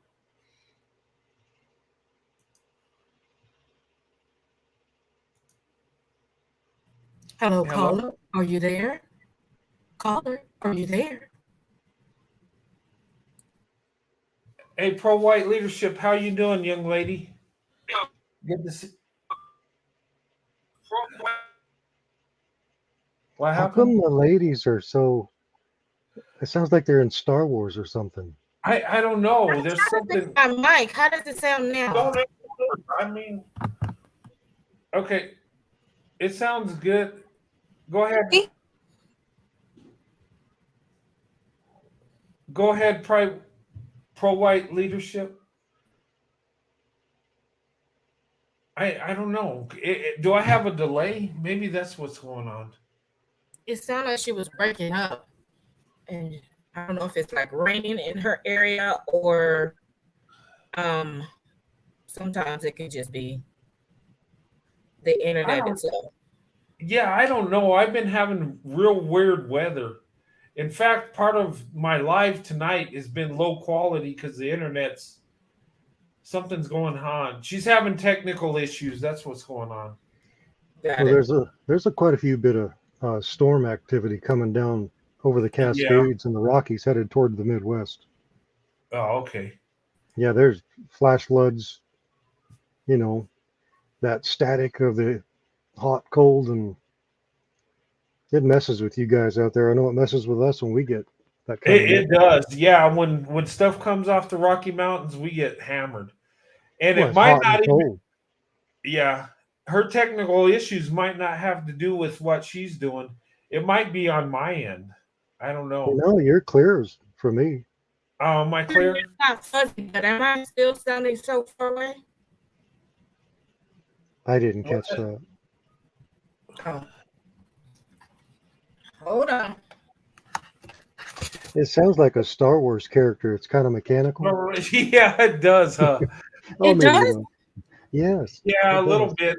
It was like your audio was kind of like I don't know, it was like twangy, like Star Wars character. Now, now, now, now, now. That's Oh how it Okay. my sounded. God. Yeah. So something's probably going on because I don't know if you're in Texas and she's on the East Coast. I don't know. But there's weather across the country. We got slammed with rain. Oh my goodness. You know what, Corey? It was like almost typhoon weather where I live in the desert. I noticed that. I've seen I was like, on we're the getting computer, flooding. roads are washing out. Just all kinds of stuff over there. It is. We're getting floods over here. It was crazy. It's like, we had those wildfires get out of control, and those are the places that are flooding the most. And I'm just like, that's not good because the vegetation's gone, and then you get erosion and all that stuff going on. And then you get the slides. Yeah, then you get the slides and takes off and goes. Yeah, so it's like not the weather should have came earlier to put out the fires instead of waiting until it burns out and then Well, those fires when they get to going, they literally burn right down through the root. Yeah, they do. They get so hot. It just unhooks from the ground, and then you dump a bunch of water on it, and away it goes. Yeah, just wash it away, just mud. Well, the root, when you burn the root out, it turns into a big water bottle. Oh, yeah. Well, yeah, and that's the problem we're having. Okay, I tried to fix it. I hope that sounds better. It does. It's still a little Star Wars-y.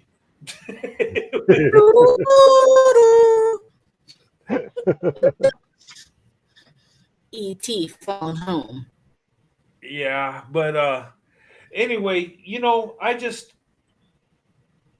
want to promote, interracial relationships and just people going where they want to go. And the thing of it is, and why have hate for people that find love that you don't even know? There's issues about Tamar supposedly dating a white guy, and she was just shown going to a birthday party holding this guy's hand, and there's already speculation, and everybody's got their opinion, and I'm just like, really, how does that affect their life? I mean, seriously. I mean, I like to see interracial relationships. I do. It's a beautiful thing, but other than that, what's it got to do with the rest of us? Maybe just people like celebrity gossip, I guess. Yeah. I mean, Yeah. and that guy was talking about how there's a double standard when black men get with white women, there's a problem. And I'm like, well, Corey, you can speak, for white men like me. I mean, we don't even know. We don't even care. It's like, I don't even know any interracial relationships with black men, white women. Why? Because I don't even pay attention. I'm not even concerned. I don't even. But some of these other dudes know what black women, like that guy was naming off all these black women that have married white guys, and he knew that Kerry Washington dated white men, but ended up marrying a black man. And I'm like, dude.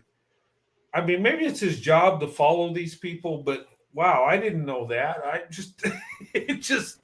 don't know. The sad part is that Kerry Washington actually hid her relationship for a couple of years because of the backlash that she was hearing to protect her daughter. Oh, really? Yes. With the black husband? No, with the not Kerry Washington, but Tika Sumter. Oh, Tika Sumter. Yes. Oh, okay. She hid that for a long time because of the backlash.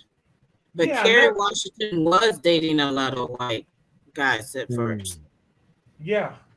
And my thing is these women should be able to date and marry who they want. And see, this guy was following that. Now, Kerry Washington, she's a beautiful woman. But I don't care if she's dating or marrying a white man or black man. I don't care. That's her business. That's who she wants. That's who she should have. But there are men that get triggered because of who she's marrying. Just like Serena Williams. that woman, I don't think she ever dated a white man till her husband. I And don't recall. I don't. I know her. It was common.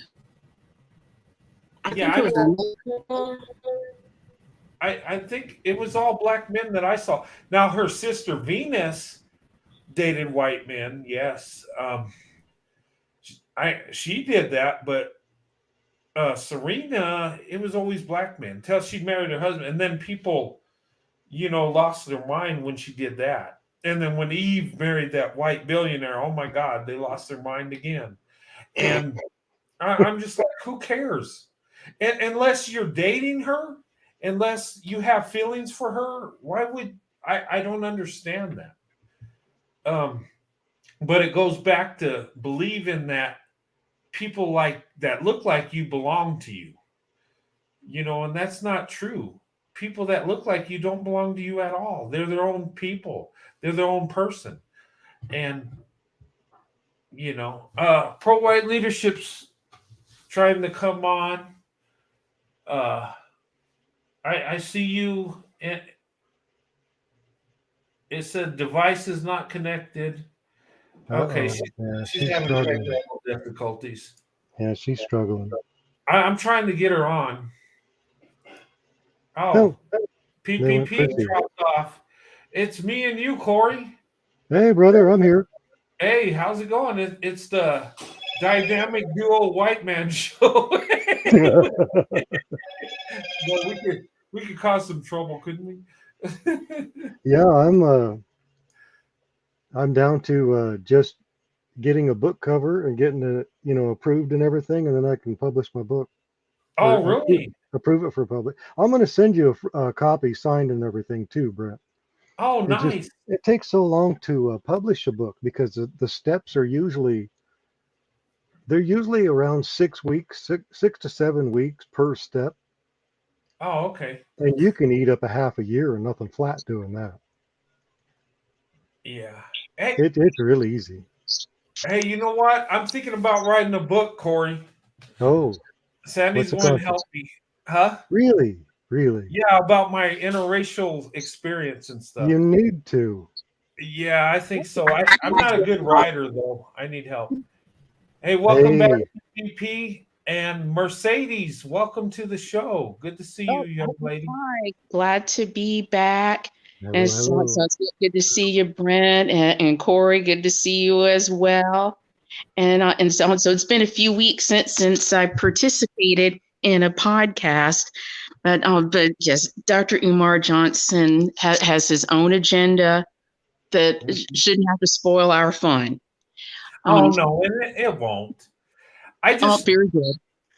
Yeah, my thing is I think somebody needs to stand up to it, at least have a alternate opinion on what he's talking about, a different view, because he just says these outlandish stuff. He just says these crazy things, and nobody checks him. I don't think anybody's made a video counteracting him very much. I haven't seen much. I haven't seen one. It was because that person, those people were they were donators, donating to his cause for the school, and they haven't seen anything. And so they did do a couple of things about that, and they were talking about him. But okay. Yeah, I mean, you're correct. Yeah, you're correct, Brent. There is not an overwhelming pushback to the outrageous comments, and that's part of his agenda. Unfortunately, within each racial or ethnic group, we also have to think about the universal color of green, and unfortunately, economic power does make a difference with the audience that is drawn to Umar Johnson. Yeah. Change is hard for people. And as a woman who has only dated white men, my husband is white, and I've always lived either on a military base or in a kind of a cosmopolitan community, it is very difficult for folks who only are around people who look like them with a shared culture and kind of lifestyle to think outside of the box. And so someone on a reality show or someone who's in hip hop, it is kind of seen differently compared to Kerry Washington or even the Williams sisters, because regular people in the Black community are drawn towards hip hop and the hip hop lifestyle and or what's called urban. I think that's the politically correct term, the urban lifestyle. And there are folks who only know that reality.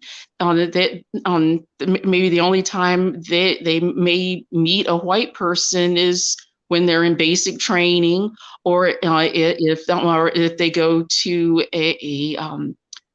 go to college where everybody lives in the dorms, and folks of different races or ethnic groups live under the same roof. Change is hard, and venturing beyond the familiar seems almost like a superhuman task. Those are the folks who are drawn to Umar Johnson because they don't like change. They want things to stay the same, stay with what's familiar, even if it's to their detriment. Is it staying the same, or is it just an illusion of control they think they have? I'm not quite sure. It could be both. I think he needs therapy and medication, really. Yeah. You know what I think? You know what I think? I think you're right what you're saying. And I think people that follow him, and maybe a lot of them don't know white people, and they see the evil that's been done in the past, and maybe they're focused on that, and they don't see what's going on in today's world. So they'll follow him, and a lot of stuff. I think a lot of people follow him because they're deceived, and I believe it's a lot of emotion. Because really, if you listen to him logically, it makes no sense. I mean, when he said the government's sending out snow bunny agents to get black men's bank account. What? Yeah, he said that. Well, and I'm looking at it logically. Okay, if white America is that racist, wouldn't we just take it? I mean, yes.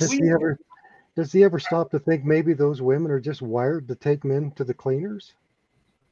Well, I'm just the thing of it is, you know, a lot of black men they will marry white women that are athletes or you know, and entertainment. Well, free to do so, like black women marry white men. I mean, but who cares? I mean, really. It's still none of your business. It's not. It's none of my business who Michael Jordan marries. If he marries a white woman, that's his choice. If she accepts his hand in marriage, that's their business. It's not none of mine. Because the woman has the same skin tone, I don't have no say. And you know, it just blows my mind that there are men out there that have a say in who's marrying who. I'm just Brett, the chat is running with the snow bunny agents, buddy. It's really good and all going. Yeah, that's the funny part. I'm just like, snow really? That's why hardly intelligent black people do not listen to Umar. Yeah, I know that. I think the reason why it's not like a big thing against him because the people are not paying him any attention. And that's why he's all talking so aggressively and here and there and trying to get, you know, promoted and pumped up because nobody's really listening. He's just fucking babbling idiot. It's true. He's got what 100 and some thousand followers on YouTube. The guy's been on TV shows. He's been on the Breakfast Club many times. He's done speeches all over the place. You would think that the guy would be a celebrity by now, that he would have 1 million followers on YouTube, but he's got 100,000, maybe 111,000. Well, he's really plateaued. with the promotion he's had. He's not doing real well at all. He really isn't. And I think most black people think he's full of crap. I've talked to people I work with, and they say, "Yeah, I don't listen to that guy. He's full of it." There's even white guys I refuse to listen to because they just talk nonsense. Yeah, but some people have him on for material because they're going to talk about him and make fun of him later. Yeah, and you know what? I had fun with him because I like to make fun of him because he's dumb and he's a clown, and it's funny to laugh at him. But Brett, MW said that we need a snow bunny agent emoji. Yeah, for a snow bunny agent. Hey, do I have any snow bunnies in the house tonight? I would love to hear from a snow bunny, and I want to hear the secret agent. I will not reveal your identity. You can speak freely and tell me how the government's trained you. How you had to learn, black culture, and how the black man you're assigned to. Is it a celebrity? Is it an athlete? Is it I would like to know. I'm welcoming a snow bunny to come up and tell me. I'm a snow bunny. I ran through some coal. You know what? I would like to hear. You know what? I would like to hear a white woman seriously come up and talk about how much they love black men and why they're wonderful. Oh Lord, I don't know that I got the energy for it. No, I do. I'd like to hear on this channel. Oh, Brent. Hey, I love them. Hey, Betty, I don't know. I'd probably have to. I'd go back to the chat. I think it'd get savage in here. It probably would, but I would protect her for a little bit. I wouldn't. If she's brave enough to come on, I'm out. Really? I'm just going to stay on mute because I'm going to be hollering the whole time. You know what? I would give her respect, though. If she has the courage to come up in this panel, I'd say, you know what? Say what you got to say, and you know what? I'll give you that time. Well, if you're going to go onto a channel that is predominantly white men, black women, and you're going to come on here and pull the snow bunny agent and then basically worship what the other ladies don't want, that's a conflict of interest. It is, but I think it'd be fun for a minute, though. But I'll never have that. I do. Sometimes we get the guys that love snow bunnies come on, and they'll speak their piece. But oh yeah. Yeah. And it's their prerogative to date and marry who they choose. Yeah. It is an issue when there's that automatic judgment about who other people choose as a partner. That always rubbed me the wrong way. Even back in college, we had a very, very demanding field of study, and most of my classmates were either white or Asian. And one of the black students who sat in one of the humanities classes with, it's like, well, I only see you around white and Latino boys. Why is that? Like, they're in my class and studying. But apparently it was a big problem among the black students. They spent a lot of energy trying to sort out why I didn't always sit at the black table. Now I got 10,000 students, and I'm limited to 3 tables in the cafeteria. And wow. And it just silly stuff. But it turns out that a lot of the folks who just didn't understand had grown up in a predominantly Black community, Black neighbors, an ethnically Black culture, and so it was completely odd that there were folks with, there were people with brown skin who hung out with the other kids and didn't have this fear of sitting at the same table or having a roommate who looked different or dating someone who looked different. And it became, it became a huge problem. Not the end of the world. That was almost 30 years ago. So didn't let it spoil my fun. I totally feel you on that, because I had on a job, I had the Black women in protein. Like, I always see you eating lunch with the white ladies, and always with white people and all of this and that. And I had to let them know. I was like, but they're the only ones who asked me out to lunch, to ask me to go with them. Y'all have never asked me to go get lunch with y'all. And then they were like, oh. So they were trying to, one Black lady, she told me that I was a Black racist. What?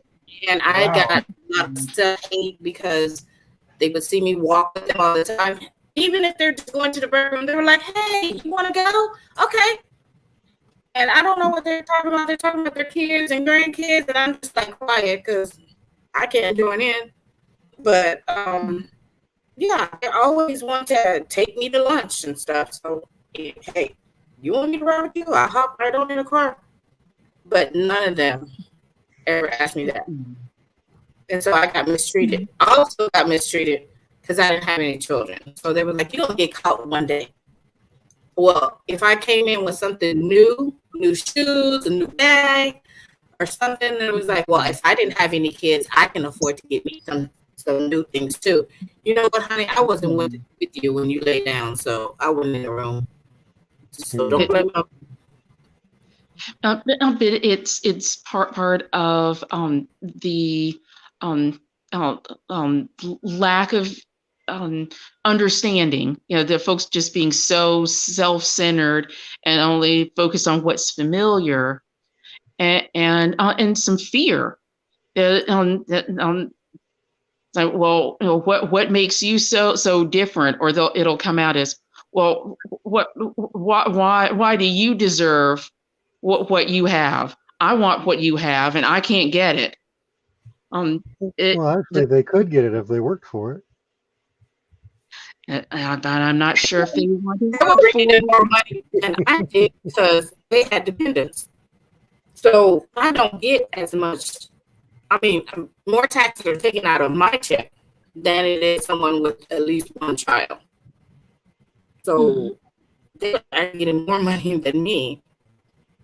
So I don't understand what the problem is, because Uncle Sam seems to think that single people with no dependents should eat noodles. That's all they can afford.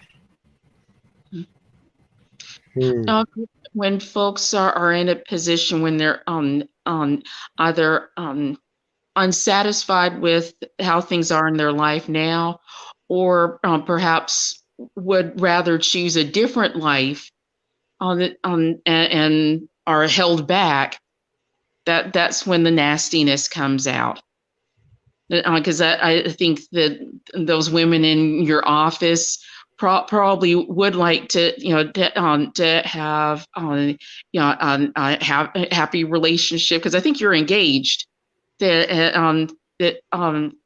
Let's see here, and so if they see new shoes, if they see a new purse, or you went on a trip, eye roll and grumbling under the breath, because they would, if they had the opportunity and they were willing to make some changes, they would want your life. Yeah.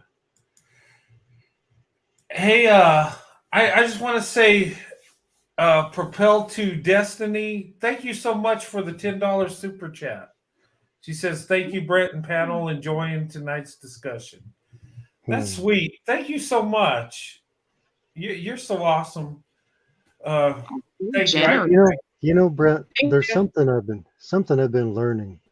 What's You know, that? because the more I talk to Black women on a more personal level, the more I find out just how neglected they are on an intimate level with the men that they've chose or that's available to choose from. I'm kind of surprised that the men, I mean, they're just not open to actually showing love on a, and I'm not talking about bedroom stuff. I'm just talking about where you hug somebody or just the simplest things. But even that's foreign. Yeah. That surprises me. I can't wrap my head around that to understand that. I mean, it's almost like the men were never shown love and they don't even know how to do it. I believe that. I think you're correct on that. Hey, Afro Angelique, sweetheart. Hey, Afro Angelique, good to see you, young lady. Welcome to the show. Where are you at? Hello. I see Afro your face. should be your co-host, Brent, when Miss Sandy is elsewhere. She usually participates in every podcast. Like the co-host number 2. Oh, my Sandy baby, yeah. You know what? When she comes on, my show is just 1,000 times better. Yeah. Miss Sandy comes on, everybody acts right. Even me. No. Real quiet. I don't want to get up. Hello? Yeah, hello. Hey. Oh, I'm sorry. Can you hear me? Yeah. Oh, okay. I'm sorry. I thought you guys couldn't hear me. Who's breathing on the mic? You know what, Corey?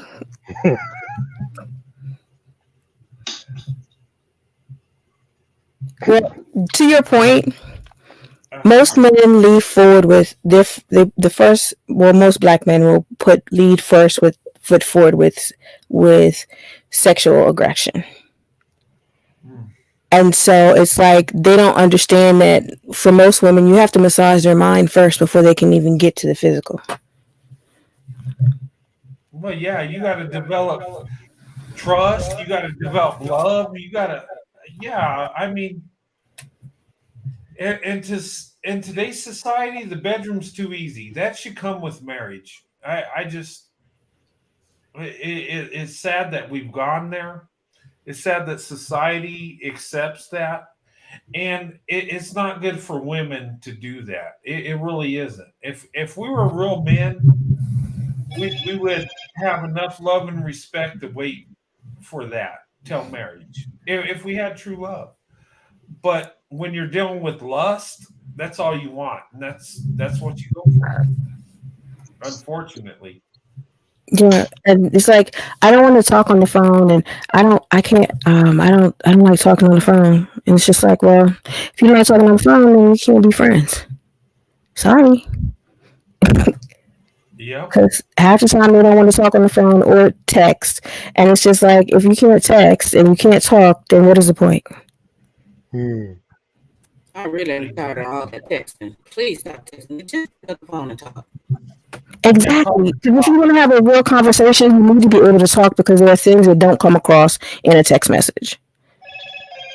Really, let me do video chat because while I'm looking at your facial expressions and body language, I'm also looking at the background.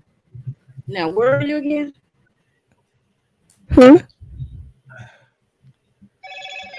What's that? Okay. What did you say? Ask him. I will be asking myself now, where are you again? While I'm looking around. I don't want to do all this texting. I mean, the thing about it is that tone is everything, and if you can't read tone in a text, and especially if you're a sarcastic person, it doesn't come through great on a text message. Oh yeah, you need that. That body language to go with it. That I makes don't it so know. much better. I think if you're really articulate, you can get your message across. You can, but it's like you have to kind of throw in an emoji, because if you don't throw in an emoji, you can totally miss the entire point of the message. Oh yeah, I believe that. Yeah. And sometimes it's just not the right emoji. Cause I'll be scrolling, I can't find the right kind. Cause the sarcasm is not at the level that it needs to be with the emojis that they have. Well, sometimes you have to combine 3 or 4 just to kind of get the emotion right. This is true. So why should I have to go all through all of that when there's a such thing as a telephone that will convey everything perfectly on the first time? Well, texting is an art, and it keeps your creativity flowing. True. I will give you that point. It's convenient to a point, but it should not be all the time. For the first thing, pick up the phone. Like, Yes. let the love ooze through the phone, Yes, because I can talk to you and do stuff versus text. I gotta stop what I'm doing, text what I'm gonna text, and then pick up where I gotta go. And if I'm doing something that requires me to have gloves on, I'm not texting you until I'm done.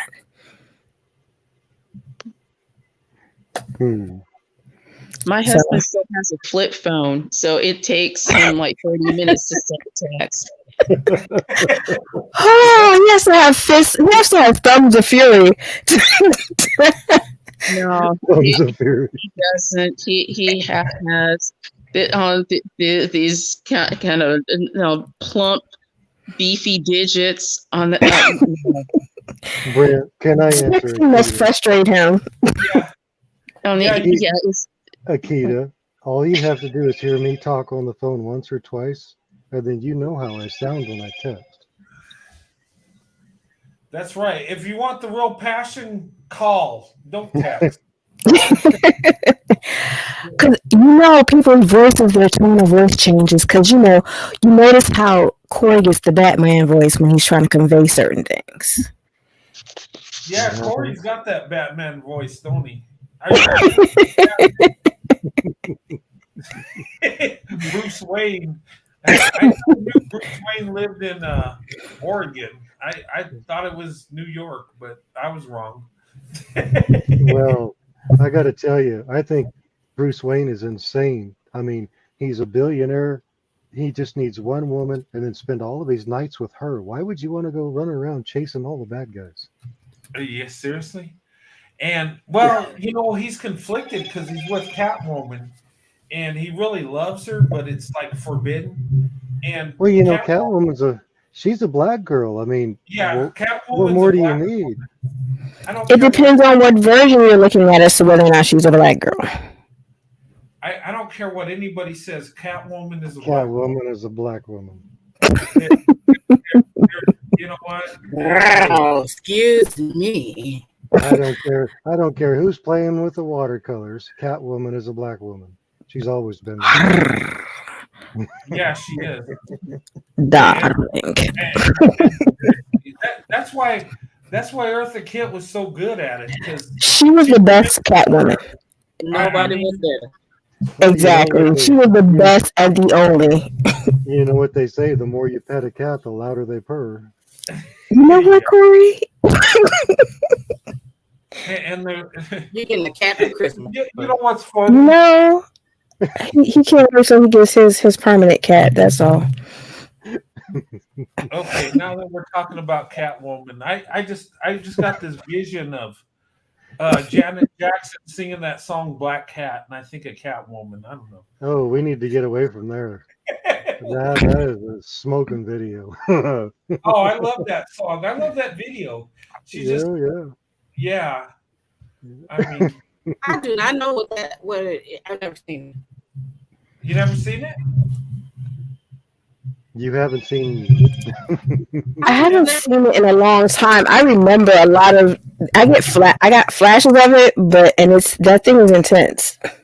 Yeah, that video Black Cat. I love that song in that video. I think that's like one of her best songs and videos. I was just like, and I love Janet Jackson. She's got a lot of great stuff. But I just love that song in that video, and she just, I don't know, it just, yeah. I'm gonna leave it at that. Okay, moving on. Settle down now. Settle down. Yeah, I know, right? yeah. There's only one that could possibly match that one, but What's that? anytime, any place. Anytime, any place. Mm. Akita says I don't like Black Cat. LOL. I love it. I don't know.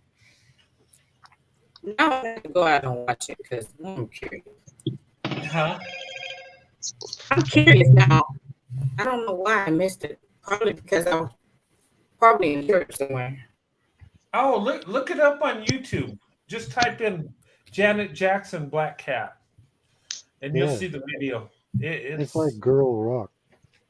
Yeah, it's like got rock music to it, and it's just like she's really singing, and she just looks like, I don't know. She wears her denim so well. She does, and it just brings me back to a mess, just a mess. And stuff, and I'm just like, yeah.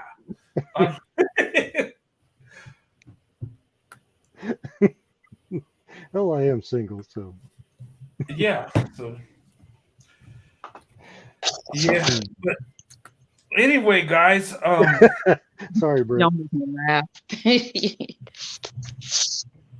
But anyway, I know we kind of got off topic, but my thing is I want to promote interracial relationships. I think it's the future. I think it's a blessing. I think that if when people say, well, back in the day when we're segregated, we had longer marriages and all this crap. Well, back in the day, you had to be married. It was just the way it is. I believe in marriage. I think marriage is the backbone of society. I think marriage is the backbone of the family. That's what starts the family. That's your foundation. We don't value it as much because times have changed, and that's bad. I don't think it's due to interracial relationships. That didn't destroy it. What destroyed it is men's character. What destroyed marriage is men, straight up across the board. And and having FOMO. In what? Having FOMO. Having FOMO? Fear of missing out. Oh, that's my phone. I'm sorry. Oh, okay. I'll put it on mute. Your phone is ringing off the hook, man, on a Friday. I know, right? Well, it's an interesting person. Everybody loves him some Corey. Akita says, "Love will never do without you." That's another Janet Jackson song. Yep. Janet Jackson was awesome. She's awesome. Yes. Yeah. But like when people have fear of missing out, it's like they always have one foot in and one eye out. Always on the hunt for something better while they still got what they got. Not realizing that what they have is probably the best they're gonna get. Yeah. You know what? I think that's a lot of people. They're searching for something better and they got the best they'll ever have. I think you're right on that. And you know what's crazy is down the years, people will see that. I've seen a lot of people that talk about interracial relationships. They tell me, they say, you know what? I missed out on my blessing because I chose the popular path, the way the community told me to choose, the way my family said I should do, friends, and they regret it in the end. And I want to, And that's a big thing why I talk about interracial relationships so much, because I want people to know that you can find true love in someone that don't look like you. In fact, Hmm. in a lot of cases, you'll find more success in marriage in someone that don't look like you than looks like you. And when I look at black women, white men, we're experiencing this. Those of us that have opened up our options, we're like, wow, we found something better than what's in our community. And I'm not saying all, but a lot of us have. I have, and I always knew I would. My eyes were open before I even started dating. My eyes were open as a boy. I knew black women were amazing. I knew black women were awesome. I knew black women had love in their heart, and I loved black women for that. And that started as a child before I even thought about women, having desire towards women like you do when you grow up. That was way beyond that. And when I became a teenager and came into manhood, then it just all fell in place. And I just knew where I wanted to be. I knew who I wanted to marry. And it just came together. Um, Okay, so there's a piece of me that's a little jealous of you because when I was at that age, there were no black women around at all. yeah, But I'm sorry, Corey. I didn't have a lot of black women in my community, but I had enough to where I could see how awesome and beautiful they were that it Hmm. just took. And ladies, think of this. If you see in the community where I come from, there's not a lot of black people. And I could see how amazing black women were, and it could alter my life. And I Hmm. wouldn't, and the thing of it is, ladies, you have so much power, you have so much beauty, and so many awesome things about you, from your beauty, from your character, from your love.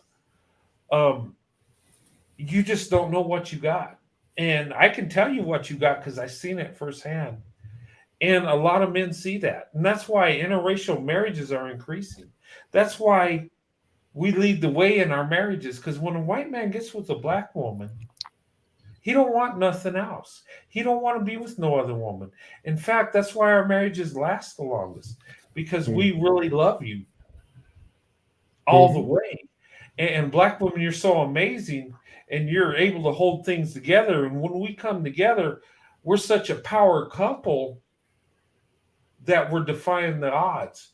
We're shocking the world because we're making it work. We're making it happen. And the stats that are out there, they can't hide the truth.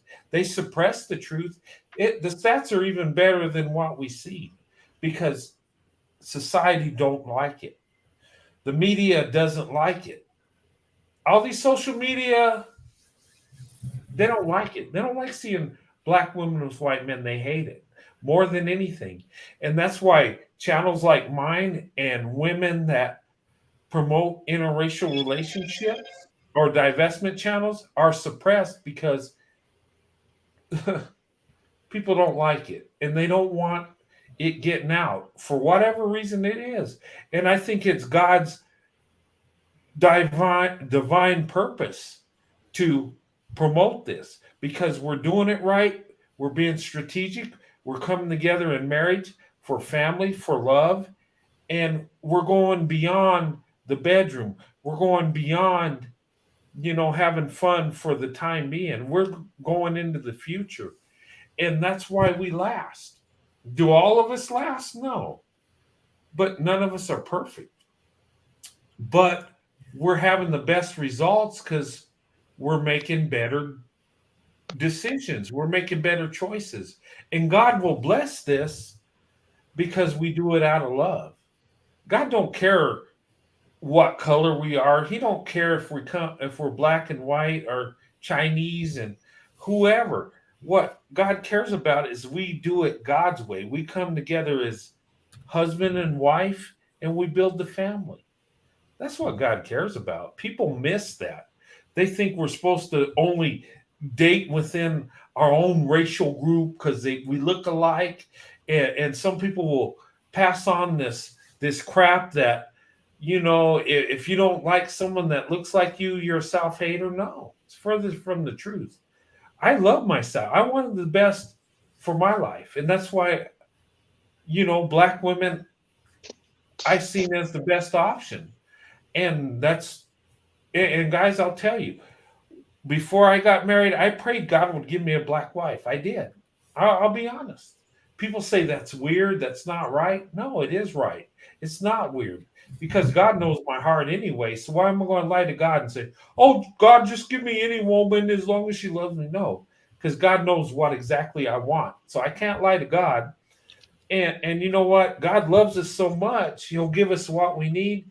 And a lot of times He'll give us what we want on top of it. He really does. Can But I say this yeah, go ahead. as to what you're saying? When you ask God for what you want specifically, because if you really wanted a black woman, but you settle for a white woman, you will never be happy, and it will cause you to cheat because you'll end up looking at that black woman, going after what you want. Exactly. You're so right on that because my desire will be with another woman. And yeah, you got that is so true. And you know what? In society, in our past, we've seen, you know, there's been people of different races that have been married to people of the same race because society wants it that way, but had affairs with people of a different race. And that's why I think interracial relationships has to happen because you cannot live by a law or societal norms and be happy. If you're not with the woman you love or the man you love and who you want to be with, you're never going to be happy. You're right, PPP. And if I did that because I thought, okay, society only wants me to be with a white woman, you know, what will happen to our kids and what will society think and what are my family? Guess what? I married that woman. I will be tempted to cheat because that's where my heart is. That's where my desire is.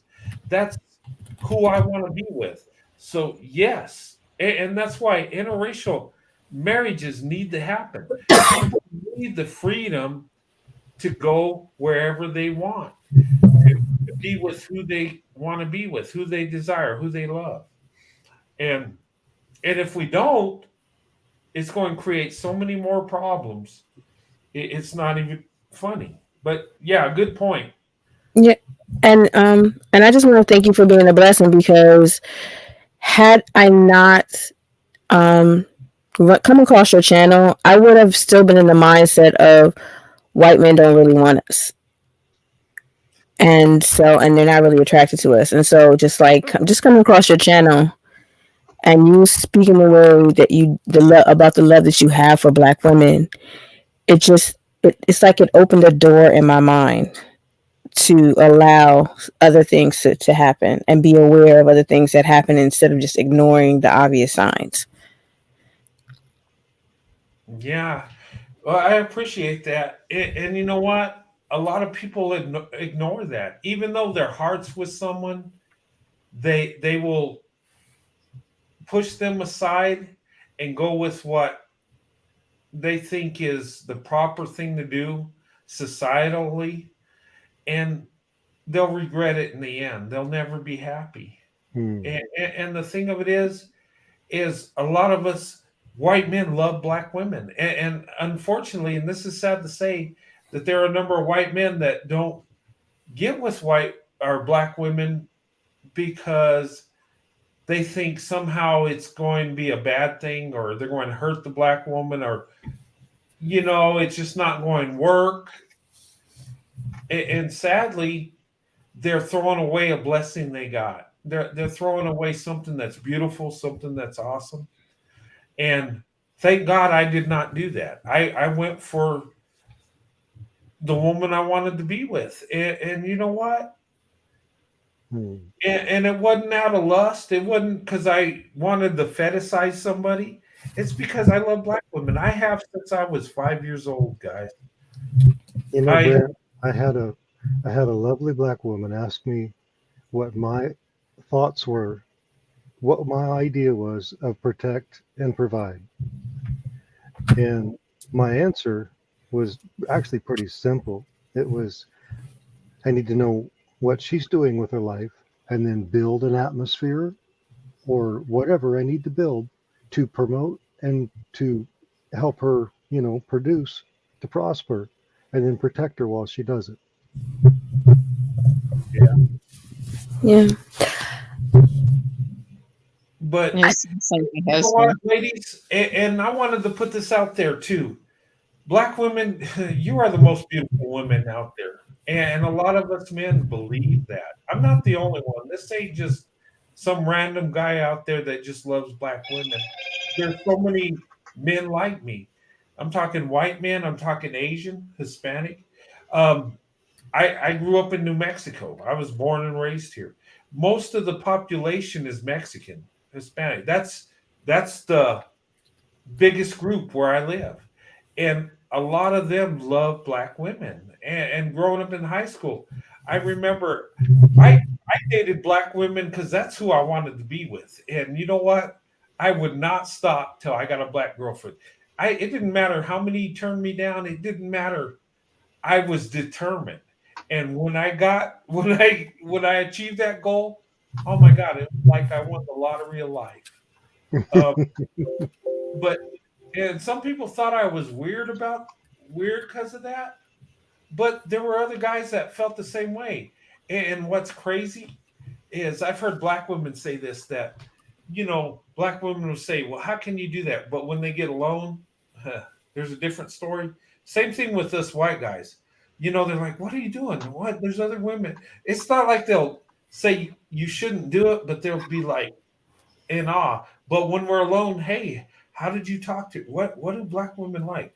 What are they like? What they're interested. And even today, being in my 50s, being a grandpa, people still ask me, okay, hey, how do I approach a black woman? I have young guys, at work that are much younger than me asking me advice.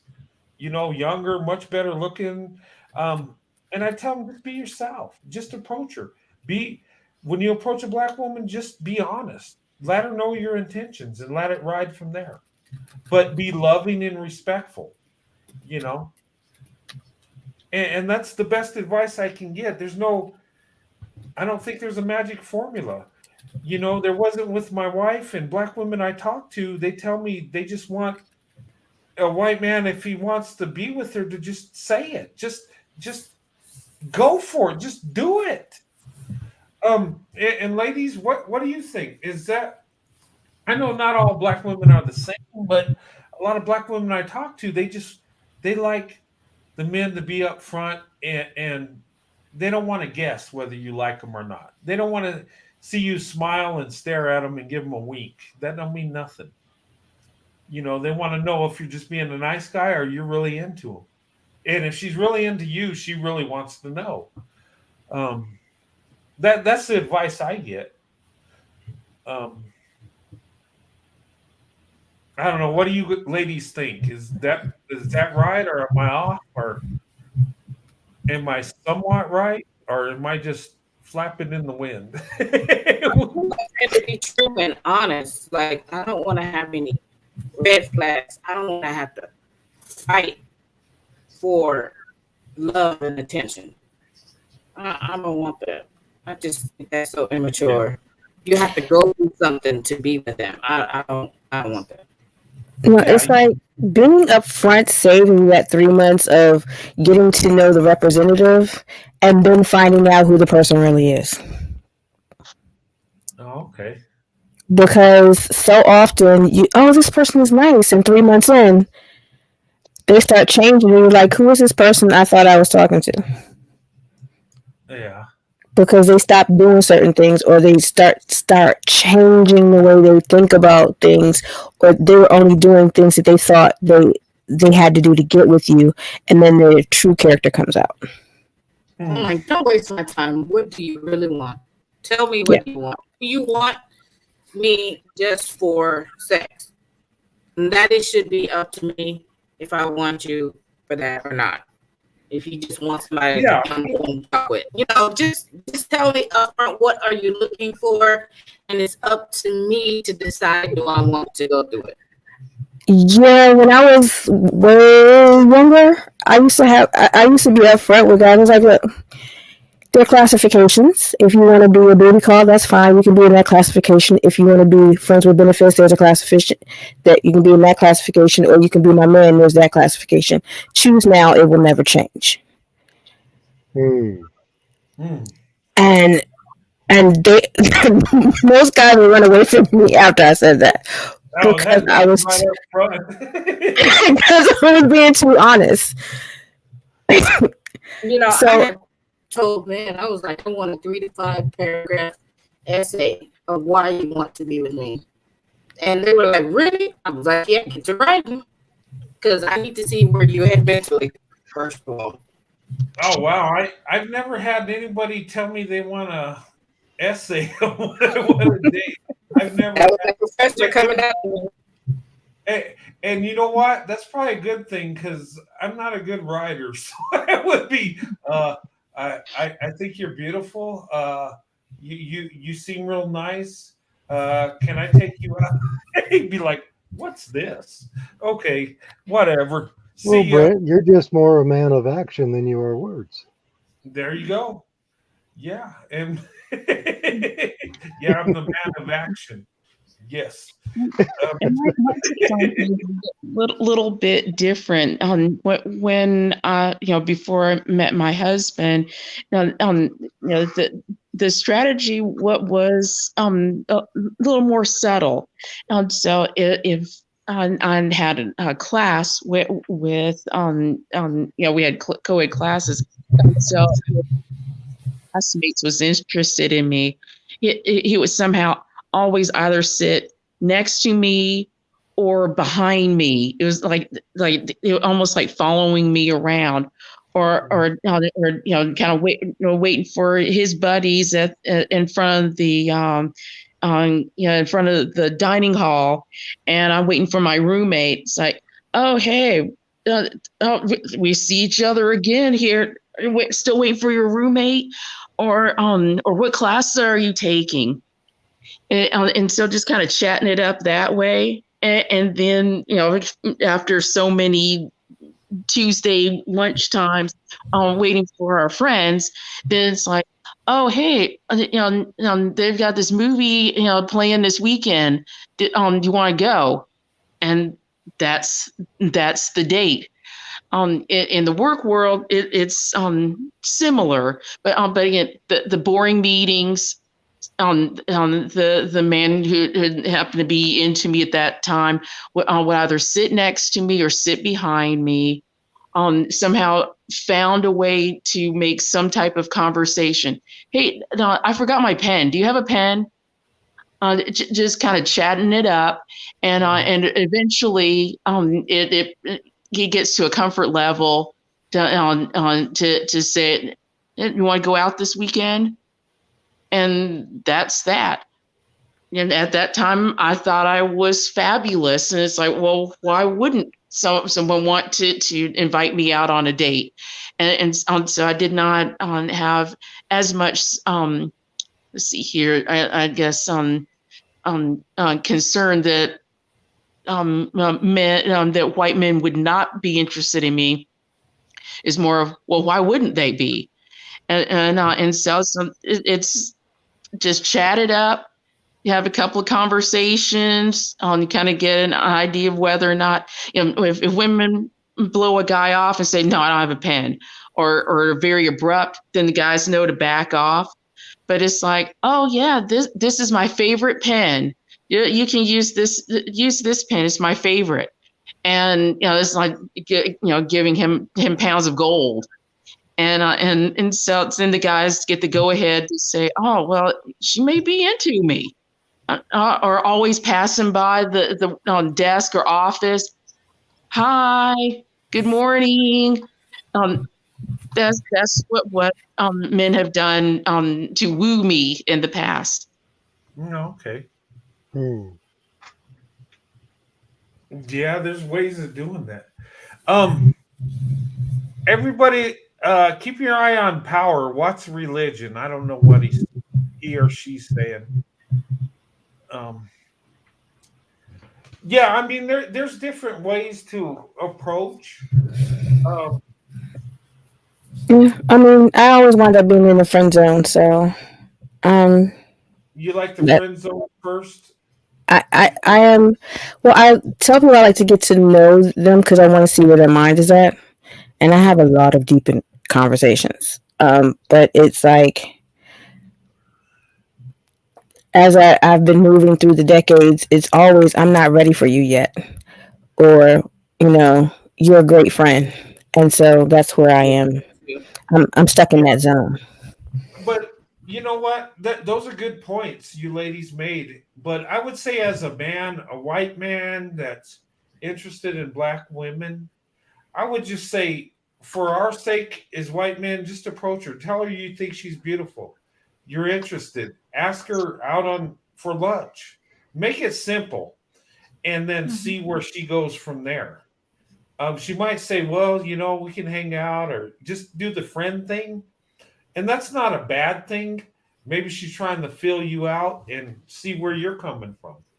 But us as men, we gotta, especially interracially, I believe white men, we gotta, make our move, sort of say, but be loving and respectful. Don't be so forward. Just let her know. That way she knows you're interested. That way she knows you're looking at her more than just a friend, that want to have a future date with her. Let her know at least that. Now, however far she lets you go, that's up to her. But at least she knows. At least you're not playing games. At least you don't know. Well, does he think I'm a friend? Is he interested? I mean, he's a nice guy. He's nice to everybody. But how do I figure this out? But you approach in that way. You let her know she's beautiful. You let her know you're interested. You let her know that you're interested more than being a friend, and then let her take it from there. What do you guys think? Oh, I just like the Batman voice. You walk up to her and say, "What are you wearing?" And when she tells you, just tell her, "It's been a while since I've smelled beautiful." Well, I mean, that might work. My hand. No, No. no. All right, young lady, what are you wearing? I've been It's like staring at you, but I love your scent. Oh yeah. I would say I'm calling the cops right now. I'm wearing my sneakers so I can run away from you. Bye. Chris Hansen somewhere. Hey, that sounds creepy, right? But when Corey says that, he's got that voice to where, oh yeah, okay.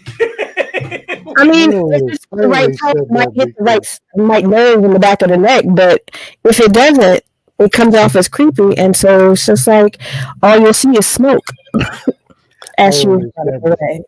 I only said that because everybody on here knows me. Yeah, I know. It's just like, but seriously, guys, this is how you approach a black woman. You walk up to her and say, "Hey, baby," and you blow on her neck and say, "Ooh, you smell so good." No, I'm just joking. Don't listen to me. That'll get you hurt real fast. You're gonna get hurt, Brent. That'll get you in the chokehold really fast. Yeah, it'd be more like, "You look lovely today," and then just go about my business. Much better. Much better. But seriously, it's okay to tell her she's beautiful. It's okay to tell her, you say nice things. You could compliment her hair or eyes, but I try not to thirst in public. Don't touch it. Do not touch her hair. Do not. Just say your hair is nice. Observe the buffer zone because that will make you so much more different than the average man, because the average man wants to get inside the buffer zone, and this called the buffer zone for a reason. Respect my personal space. Yeah, don't get in the buffer zone till she pulls you in the buffer zone. Exactly. And that's more better, because if you try to go there, she's going to resist you. But if she pulls you in, that force field, you can't control it. It's like, okay, I'm going in. It's like they got that tracking lock on you. Like Star Wars, when they're bringing in the Millennium Falcon, they can't stop it. You can't do nothing. You're pulled in. And you know what? Enjoy it, though. But when you get there, you probably already earned her trust. You already showed that you're a man of character and you have true feelings for her, and she trusts you, and she has some love for you, and that's where it's meaningful, But let her do it. But yes, because unfortunately, a lot of men don't let a woman lead when it comes to physicality. And once a woman is comfortable with you, you'll get the touches. You'll get the touch on the arm, the little giggle, the head tilt, because the nature of a woman, if she likes you, she will touch you. Yeah. Yeah, and you know what? That's actually what it boils down to. And I would say to guys, if she's interested in you, she's interested. But you got to do more than, she might be physically interested in you, but it goes deeper than that. You got to earn her trust, and you got to, be loving and respectful, and, you get all that together, because honestly, let's be honest, women in today's world got to be extra cautious. Why do they got to be extra cautious? Because they're crazy. Men in today's world are crazies. They're weirdos. They're not right. Especially if you break it down to somebody in song that you don't want to be with them, and they still don't get it. I just don't want to be on the Prime Channel or one of those shows that, Could you because I broke it down like, never want to get it, never want to get it, never want to get it, never going to get it, never want to get it, never want to get it, never want to get it, never get it, and still ask me for my phone number. Well, you got to understand why. If you see,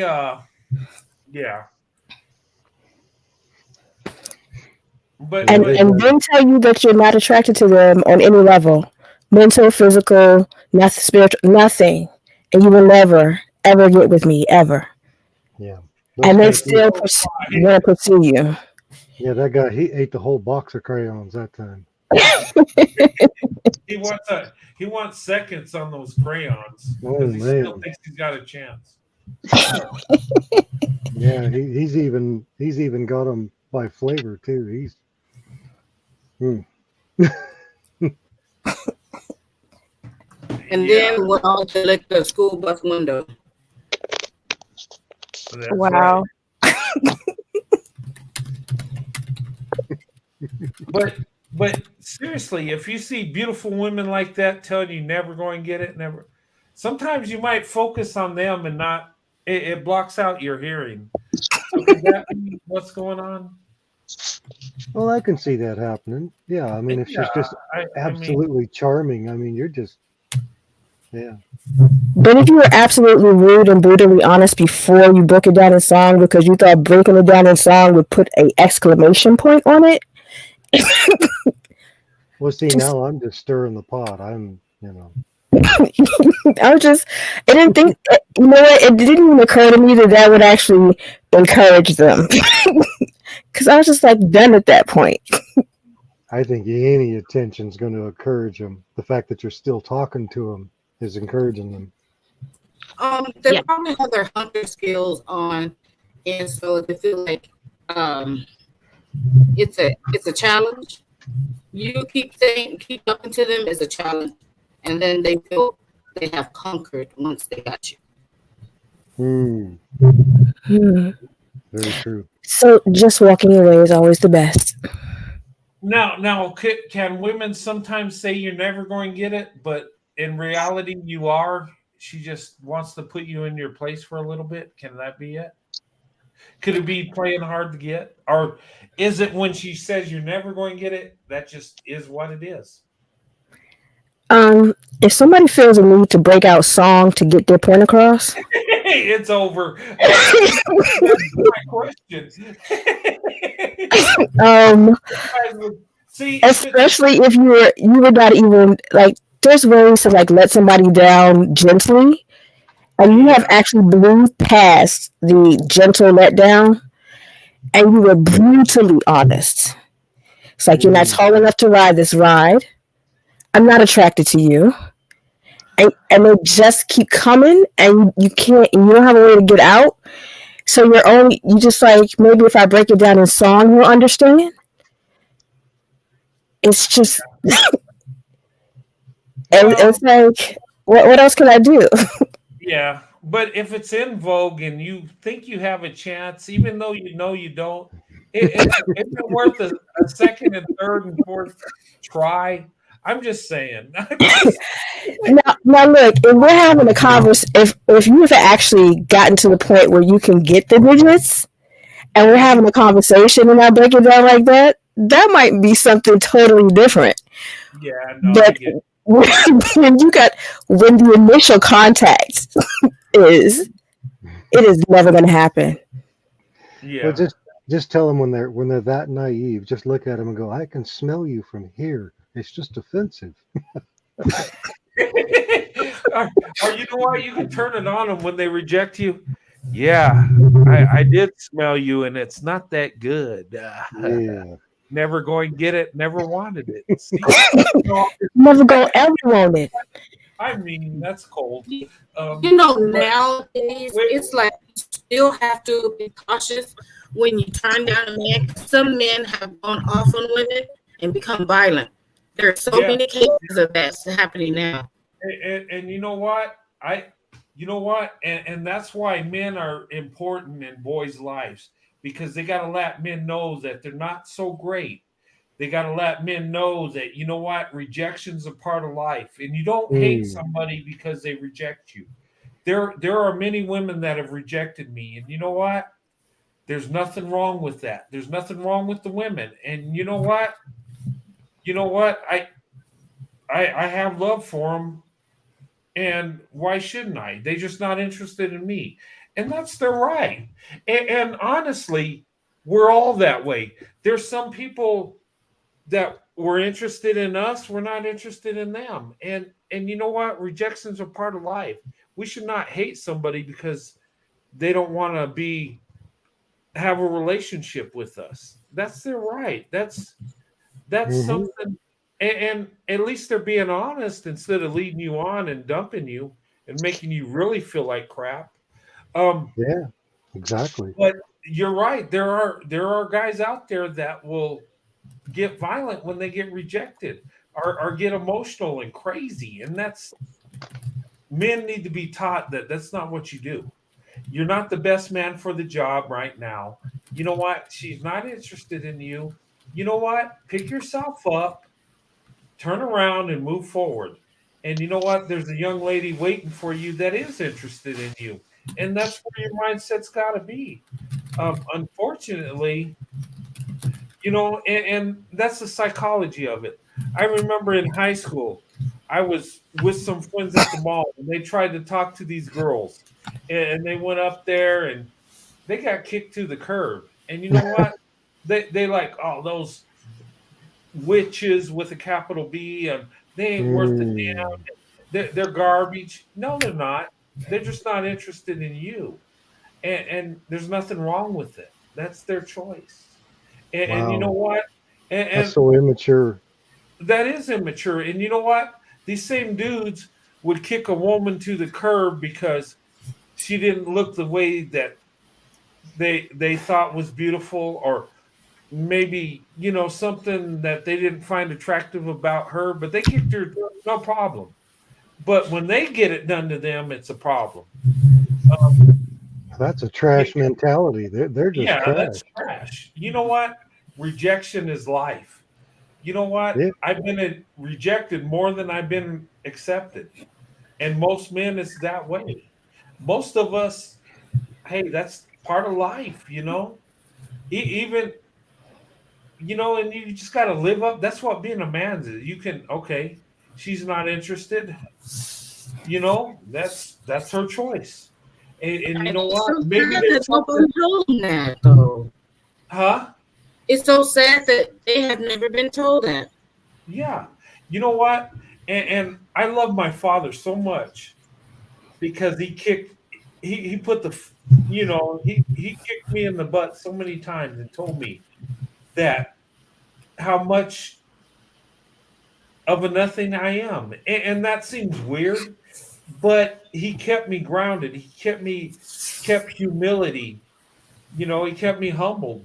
And you know what? When I get rejected, I understand that. Okay, I'm not the best. Okay, I'm not great. Okay, and she sees that. Okay, I move on. But when I get accepted, I I embrace it. I think it, I really cling to it. I appreciate it. And you know what? That's what it's about. And you know what? I don't take the woman I'm with for granted because I understand that, you know what? I'm not the best out there, but I can be the best me I can be, right? Um, and a lot of people get this wrong. They think because someone rejects you, they're garbage, or it's just their feelings are hurt. And the best, the defensive thing is trash them. But you know what? You still feel the same way. You still love that woman that rejected you. Yeah, it hurts your feelings. It hurts like hell. It does. But you know what? That's life. And you know what? You've hurt someone along the way that loved you. Hmm. We all do it. We're all part of that. We've rejected people. People have rejected us. Rejection is a part of life. Afro Angelique, are you breathing on the phone? I am nowhere near the microphone. That's not me. Or you're typing. Somebody was typing hard. I was typing. Oh, you're typing. I'm rat-a-tat-tatting over here. Who you telling on? Who you recording? Hey, you know the beautiful thing about black women, and tell me this is weird, but the thing I would use is I'd say, okay, she turned me down because I'm a white guy, and that made me feel better. Maybe that made it a little easier to take rejection. But truth be told, they just weren't interested. And if I would face the truth, it is what it is. But you know what? I got a wife that loves me. You know what? I got a good family. And that's what it's all about. It's not Yeah. how popular you are or how many people like you. It's finding the right person. Yeah, it's okay for a girl to have her standards, but truth be Yeah. told, she just doesn't know what she's missing. That's right. It's her life. And you know what? So she has high standards. It's her loss. Okay. So I have to be more mature. You're lost, young lady. Okay. I mean, it's all good, but you know what? You're attracted to who you're attracted to. So if that first initial attraction is not there, there's no point in wasting time. Yeah. Exactly. And a lot of times, you know what? You can feel it whether it's there or not. Be honest. Sure. I mean, sometimes us as guys, we keep trying, and it's like beating a dead horse. If she's not interested, you're not going nowhere. So quit wasting your time. If she says, well, you know what, I'm not interested, take her first reaction and say, you know what, she's not interested. She's not playing hard to get. She's not testing you. She's just not interested. Yeah.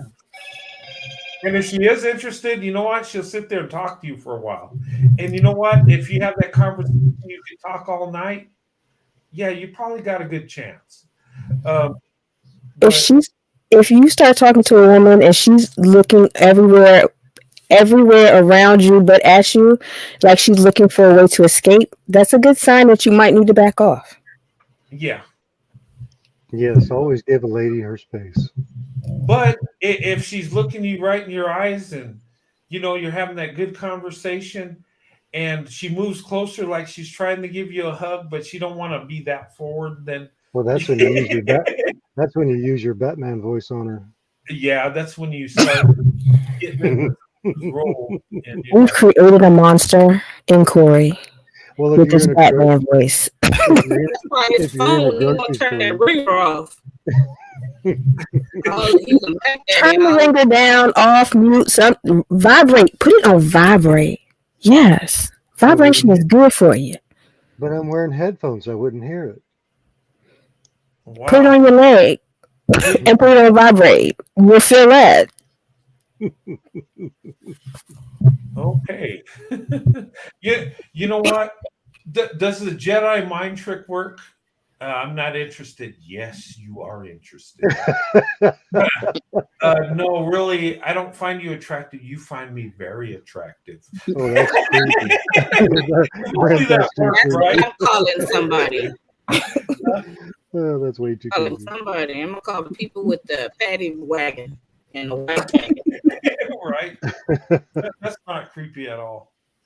It worked for Obi-Wan Kenobi, though. I mean, he's pretty smooth.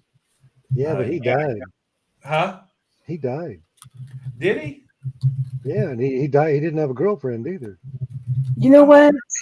I don't think the Jedi trick worked. No, me neither. I don't think it did. Yeah. These are not the droids you seek. It depends on if you run into a weak-minded person. You know what though? The Jedi mind trick does work if she's interested in you. Because I remember there was this young lady back when I was a teenager I worked with, I wanted to date. And I knew she was interested in me because she always, come around to talk to me, always made it a deal. And that's rare for me. But I was like, man, I got her. I knew it. I was like, I said, you know what? I'm going to pick you up after work. We're going to go out and we're going to have fun. And she says, what? I said, yeah. Just be waiting for me after work. Yeah, we're going out. It's going to happen. And she said, okay. But sometimes that's the only time it works if she's interested. Well, yeah, if she's interested and she's addicted to the Batman voice, then you just talk to her and you just tell her I'm picking you up later. Yeah, I've never had the Batman voice, but if she's really interested, you don't have to have that. You can have a weirdo voice like me, and it'll work. Oh, come now, brother, come now.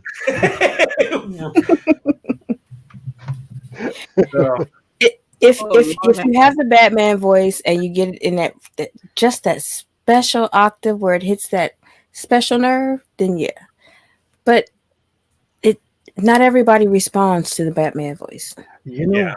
After Inch Leak, what gets me in trouble is I'll be walking through a store and a song will play or something, and it puts me in a mindset, and then I don't even know I'm talking like that. And then I get up to the checkout aisle, or somebody hears me talking to one of the workers in the store or something, and then it almost happens every time. By the time you get to the checkout aisle, that person that heard you is in the aisle with you, and they want to strike up conversation, and you're just like, oh boy, here we go.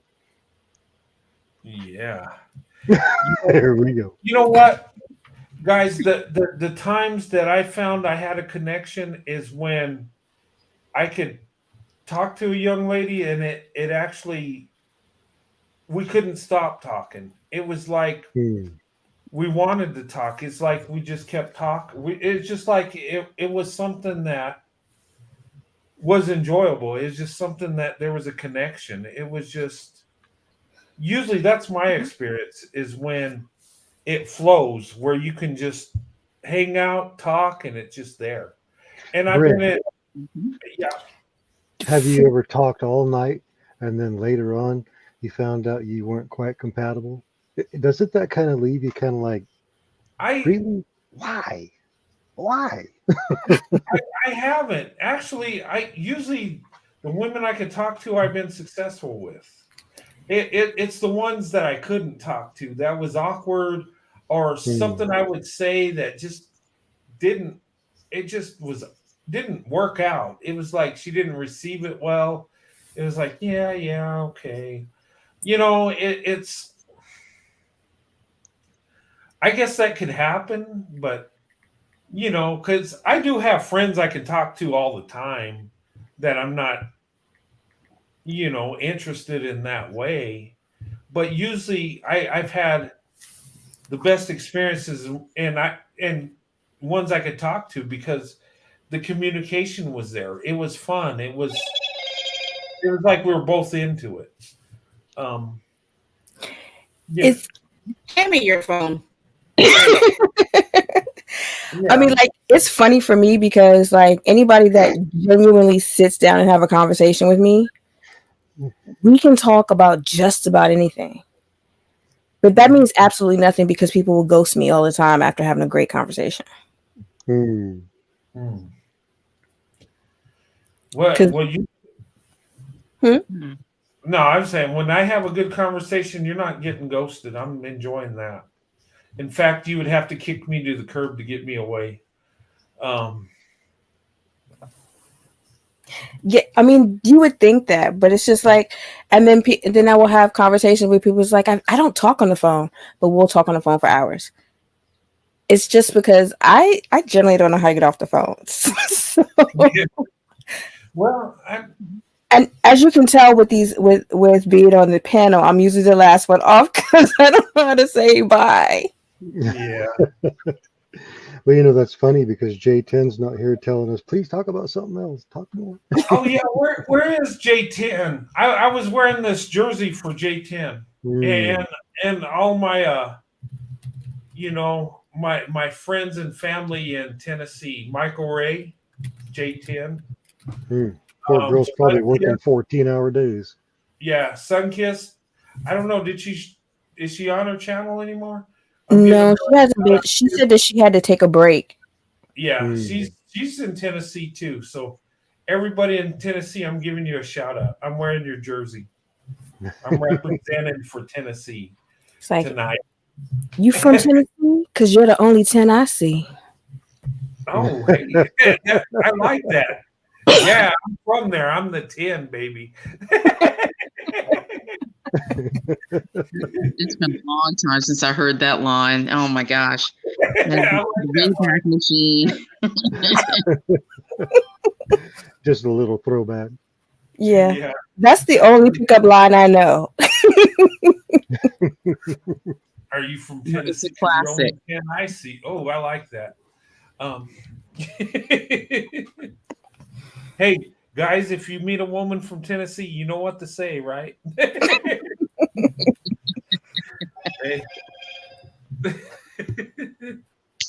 Or if she's not from Tennessee, you just say, I thought you were because you're a 10. You're going to have to interview Mark. Huh? I guess one day you'll have to interview Mark and see what he saw. Interview who? Mark. Mark? Mm-hmm. Her fiance? Mark? Oh, you don't know who Mark is? Oh, okay. I'm sorry. My bad.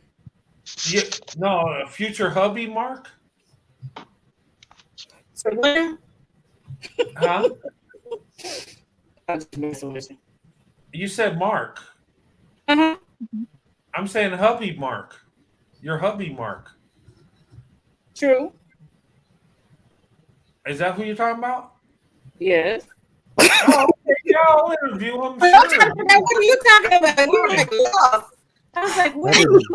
I didn't know we had more than one Mark around here. I didn't either. I thought we only had one Mark. I know, and I'm just like, he's really lost, so I just stopped talking. Like, is this a joke? I just want to make sure. I thought we only had one.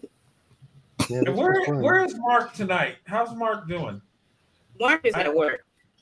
He's at work? No, he's working. Okay, shout out to you, Mark. Hey, brother. We love you, and we're here for you. And,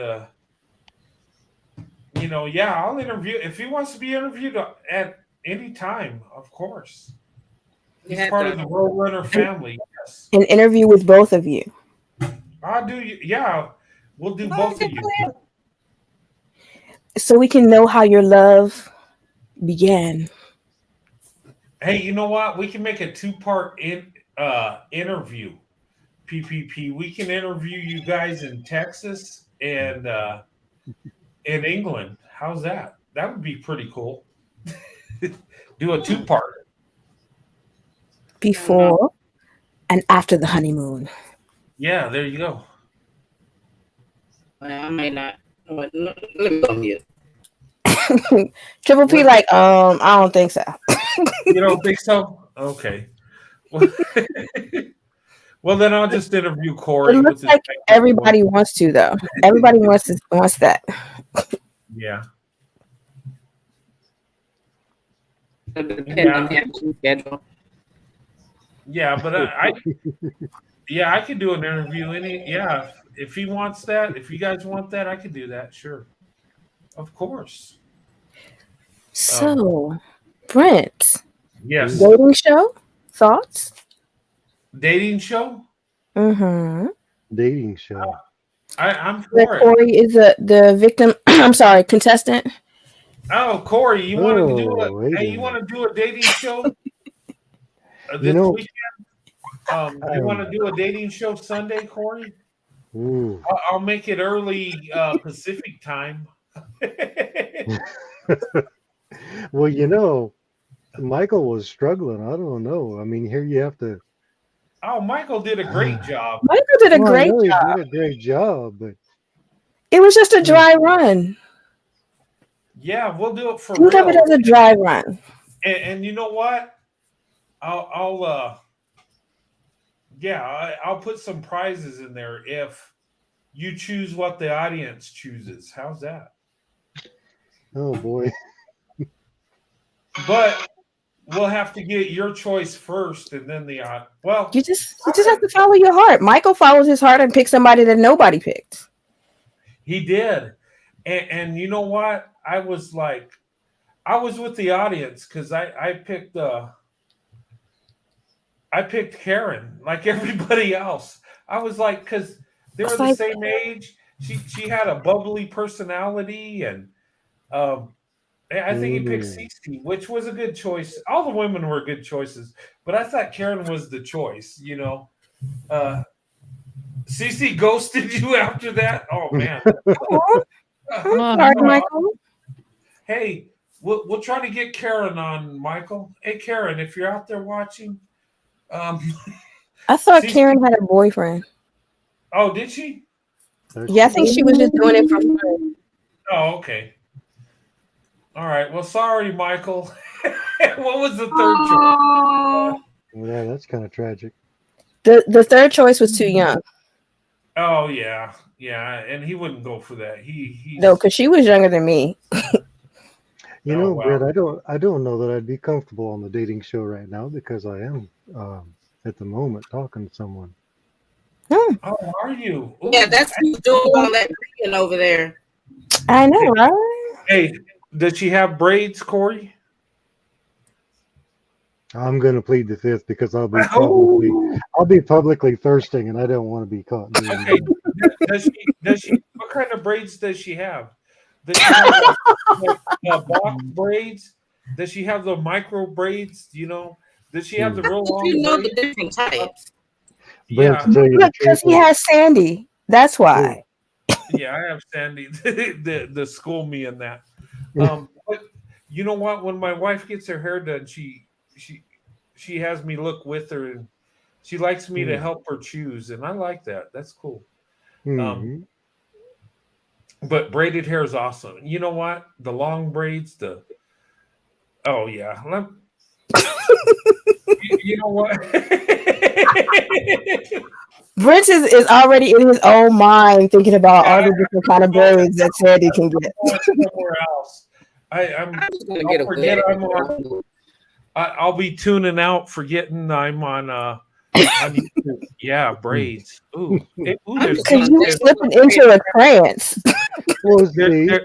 There's beads in the braids. Ooh, that's neat. Oh. I better stop. Sandy. Okay. Hello, Sandy. Hi. Are you out there, Sandy? Hello, Sandy. If Sandy is out there, get some braids quick fast. Oh, Well, he is. you Oh, know, yeah. to tell everybody, I'm a very descriptive person, and so I can't Uh-huh. really tell details because my details are more detailed than others. Did that Oh, make wow. sense? Yeah. So Mhm. really, tell us what's going on. The braids. You know, You're a troublemaker, you know that. I mean, how is she dressed? How is she just? Does she have that professional look that will just turn your head and make you trip over yourself, or does she have that traditional look that just says "I love you" and "I'm gonna be a Oh, great wife"? And Brent, I'm more basic than that. She's wrapped in melamine and she has a sweet voice. oh, okay. So The is hair it changes. caramel, chocolate, dark chocolate? Hey, I already told you us white guys don't even know about that. We're No, clueless we when don't. we No, start because talking if skin y'all are tone. just like if she's black, she's chocolate. It doesn't even matter what kind of chocolate. She just chocolate. Yeah, she's black. She's just a black woman. She's beautiful. Like I want I some never chocolate. Can I have some chocolate today? and, and that's the thing. I've never thought about the skin tone. And I watched some lady on YouTube say, "Well, there's mocha latte, there's caramel cream, there's mocha latte," and I'm like, "Where do you get this stuff?" I'm like, she was The making me laugh, like all the different skin tones that black women have. I'm just saying, we come in almost every shade from light to dark. yeah, but I'm just like, I never focused on that. I just thought that's a black woman. She's fine, and I want to get to know her. That's as far as it went. I didn't think, okay, let me think. Is she a mocha, a chocolate charm? Like what's that guy? That What? look, that's like Brent. You have coffee. You have black coffee, and then if you put in cream in, you can put cream up to a point where it's almost white, and it's still you Yeah. have every shade in between that you can find a black woman in. You know what's crazy is I have a friend I grew up with, and he loved really light skinned women, and either light skin or white. I mean, and the black women he dated were almost my complexion. I mean, you couldn't even tell some of them apart from me, except from the features they had. That's how much it was like, yeah. And he ended up marrying a white woman, so yeah, that's what he wanted. Really? And that's fine. No hate, no shade. Hey, we love who we love. I respect that. But Yeah. I I had a mean, I had a snow bunny, but I released it back into the wild. Good for yeah, you. those snow bunnies are wild. And white men, listen, when you date a black woman, do not touch her hair until you get to know her, till she's comfortable with you doing so. Because look, Becky loves you to run your fingers through her hair and play in her hair, and she probably likes you to just dive into her hair. And black women, it's not that way. You Okay. gotta have a conversation first. Yeah. And if If she you don't wants, have the conversation first, then there will be no touching of the hair. yeah. And if she lets you touch her hair, she loves you. I'm just Do going to not say it. ask if it's real. Do not ask her, is this your real hair? Oh, yeah. Don't ask that because you're going to get hurt. Yeah, I bought it. It's real. It's mine. There you go. Well, usually white guys don't know this. They don't know it's not, they don't know about weaves. They don't know about extensions. They don't know that you braid hair into your own hair. Guys don't know about that. White guys a lot of times don't. They don't know about the front lace wigs you wear. They don't know this stuff. A lot of white men just they won't even ask because they don't even know. I, If you I weave, I ran into a white man and he said, "I know the one rule is I don't touch your hair." yeah, and that's all they know because they hear it on YouTube or something, or one of their black friends says, "Don't touch your hair." And you know what's funny is I saw a black guy on YouTube. He says, "Hey, white men." No, this was TikTok. He says, "Hey, white men that date black women, I'm going to give you some heads up. Take her swimming right away." And I think he said, "Touch your hair," and stuff that would get you in so much trouble. Do everything wrong. Yeah, Yeah. is setting people up. Mm-hmm. Just set people up for the okie doke, because if you put now some if a woman has like this, certain women don't mind it, like if they'll go into the pool with their hair, whatever, and some will not. But if you push a woman that is not prepared to go into a pool, oh, the fire is coming. Run for your life. Mm-hmm. Yeah, and I'm sure she's not going dig into you if you say, "Hey, you want to go swimming?" Just say, "You know what? No, it's not a good time." It's not a good look. And it's like, okay, well, maybe next Brett, time. when it comes to a woman's hair, the fact that she can do so many different things, especially black women, I just look at it as like surprise me. Oh gosh, you know what, Corey? Just surprise me. I mean, go for it. That's like I wear wigs, and so it was funny because when I was going to church, the pastor was like, he kept looking, and I was like, I have a different one every week. It's like, with these masks, I can't see who nobody is. So because I came with a different wig every week. Yeah, you know what? I could usually tell if a woman's wearing a weave or a wig or something. I can usually, pretty much tell. But the front lace wigs, some of them are so good I can't tell. They get that hair, and it looks like their real hair, and they got the part, and it looks like it's coming out of their scalp. That's pretty good. That is amazing. I know that's expensive, but it looks real. I mean, it's Go ahead amazing. and pull your wallet out, Brent. Go ahead. Pull your wallet out. What's that? I'm sorry. You're kind of... Oh, okay. Just go ahead and pull your wallet out. It's pull it, it'll come out. You can't hear me? It's kind of breaking up a bit. You're breaking up. Yeah, it's mechanical. Okay. Is that helping? Somewhat. Oh man.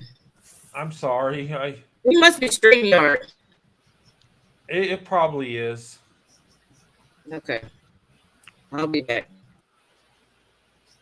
I wanted to hear what she said because I know she had good points, but ladies, do you know what she was saying? Because I didn't pick it up. Oh, it had to do with the cost of the hair, and so as a matter of bring out your wallet there to break open the wallet in order to afford the hair and the installation. Oh, okay. Yes, because there are women who will spend $1,000 for professional hair installation, and people in show business spend even more, and so apparently it depends on their different price points, and so I think the better quality hair pieces or bundles and the installation can be very costly. Oh, okay. Yeah, well, I actually kind of hope that my future wife doesn't do that, because I don't know if I can keep my hands to myself all the time. Yeah. Well, it can get it can get pricey. Just doing braids. Hair is expensive. Weaves, that's expensive. And if you do like fusions, I mean, I hear you could get into thousands of dollars on some of those hairstyles. And front lace wigs are expensive. Yes, they are. Yeah. Unless you can find a wig shop going out of business, then it's reasonable. Oh, when they try to wholesale. get rid of them? Yeah, Yeah. if you can buy it wholesale. Does this sound better? It's still a little choppy, but it's better. It's not as bad as it was. Yeah. I don't know what's going on.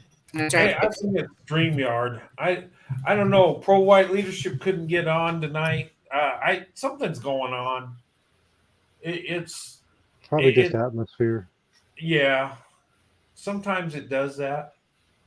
It really happens if you're wireless. No, it's my microphone with my computer. Oh, okay. Okay. Yeah, but I mean that can be very pricey, and but do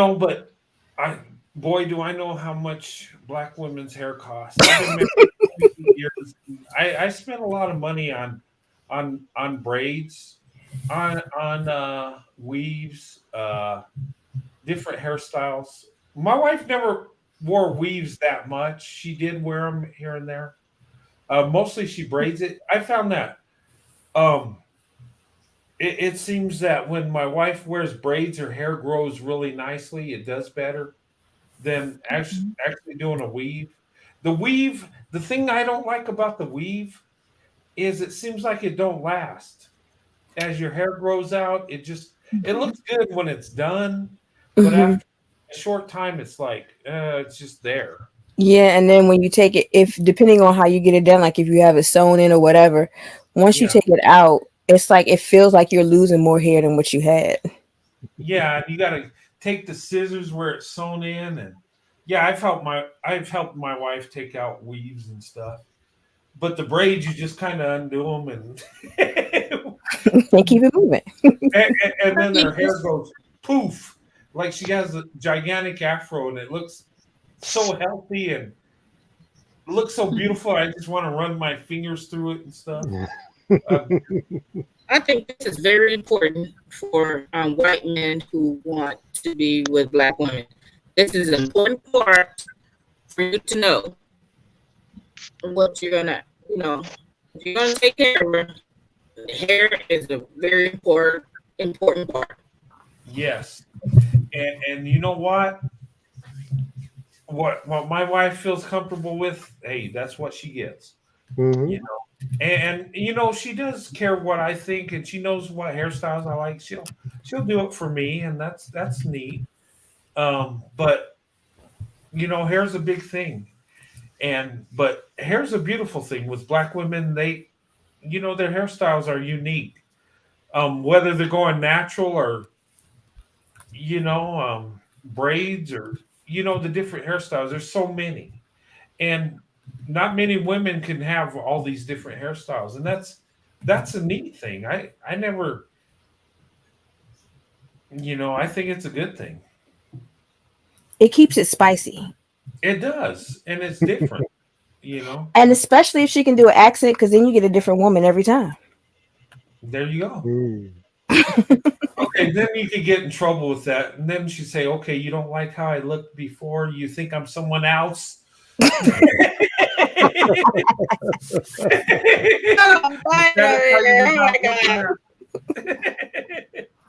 Well, you could play with that and say, "Who are you and where's my wife?" Yeah. Have you seen my wife? You're a very beautiful woman, but where's my wife? I don't want to be in trouble for flirting with a stranger. I'm tempted because you look so much like my wife. Got to keep it spicy. Yeah, there's some role play in there, right? Now you just use your hey bedroom guys, voice. it's almost midnight. I got to go to work tomorrow.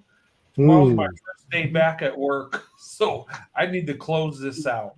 Right. But if I didn't work, discussion. Yeah, this was a fun discussion. And ladies and Corey, hey, I love talking to you guys. This is fun. This was, hey, Indiana mom. Yeah, she showed up just to say goodnight. Yeah, I know, right? Yeah, but I got to go to work tomorrow. I got to get up at 7. My Well, first thank day you for back. coming on. It was a pleasure. It was nice to have a good conversation. Oh yeah, and thank you guys for coming on. This was fun once again. I always love talking to you guys. This is the most fun on YouTube is when we have a panel, when we could talk back and forth, and you know, I love doing videos. I love, doing shows here and there, but I really love the panel. I really do. Um, People have told me don't go to the panel so much that can hurt you, but I think that's the most beautiful thing about YouTube is the panel because we actually communicate. It's not just me talking and telling you what I think and putting stats and going here and there, but actually getting your guys' input, getting your perspective. That's what makes it fun to me. I think that's more enjoyable than me just talking. Well, yeah, we get to come on here. Huh? No one was arguing or fighting or anything. Oh yeah, and that's a beautiful thing tonight. Nobody Oh, yeah. argued tonight. But sometimes we're going to go there. Sometimes, we have a different outlook on things, and sometimes it happens. Look, ladies and gentlemen, here's the thing: being in an interracial relationship, being in a channel that promotes interracial relationships, and there's beautiful things about interracial relationships, interracial marriage. There's a lot of love there. There's a lot of beautiful things, but there's the ugly side of it too. We got the haters. We got people that don't like what we're doing, and we got men and women on this channel that got different opinions. Some are stronger than others. Some go in. Some want to come with love. Some want to just. Well, the ones that disagree are off the Christmas list and they're not invited to the wedding. Right. No, but what I'm saying is. What you trying to say?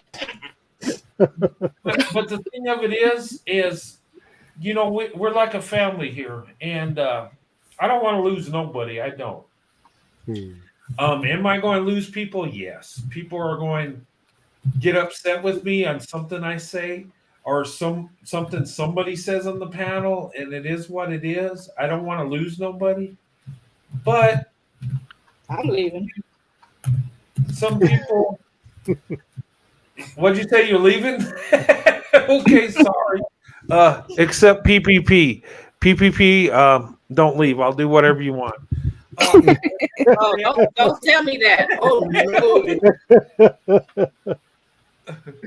no. No, but seriously, guys, I mean, we're in a controversial subject, which it shouldn't be. Interracial marriage should not be controversial at all. It should be uplifted, respected, like any other marriage. We should get the same respect that two white people get, or two black people get, or two Asians. We should not be attacked for loving each other. We shouldn't. But the truth is there are haters. There are people that will go in on us. And sometimes we got to stand our ground and say no. Sometimes we get the crazy Umars that say crazy stuff. And I'm like, no. You're not going to overturn Loving versus Virginia. That's a blessing. I will fight you to stop you from doing that, if he even had power to do that. There would be a lot of people that would fight that. Oh, yeah. You know what? The crazy thing about it is Clarence Thomas is behind it. I'm like, can you go home and take a look at your wife? Look at a wedding photo. Why are you behind this? Clarence Thomas, see, I would like him to approach Clarence Thomas on this.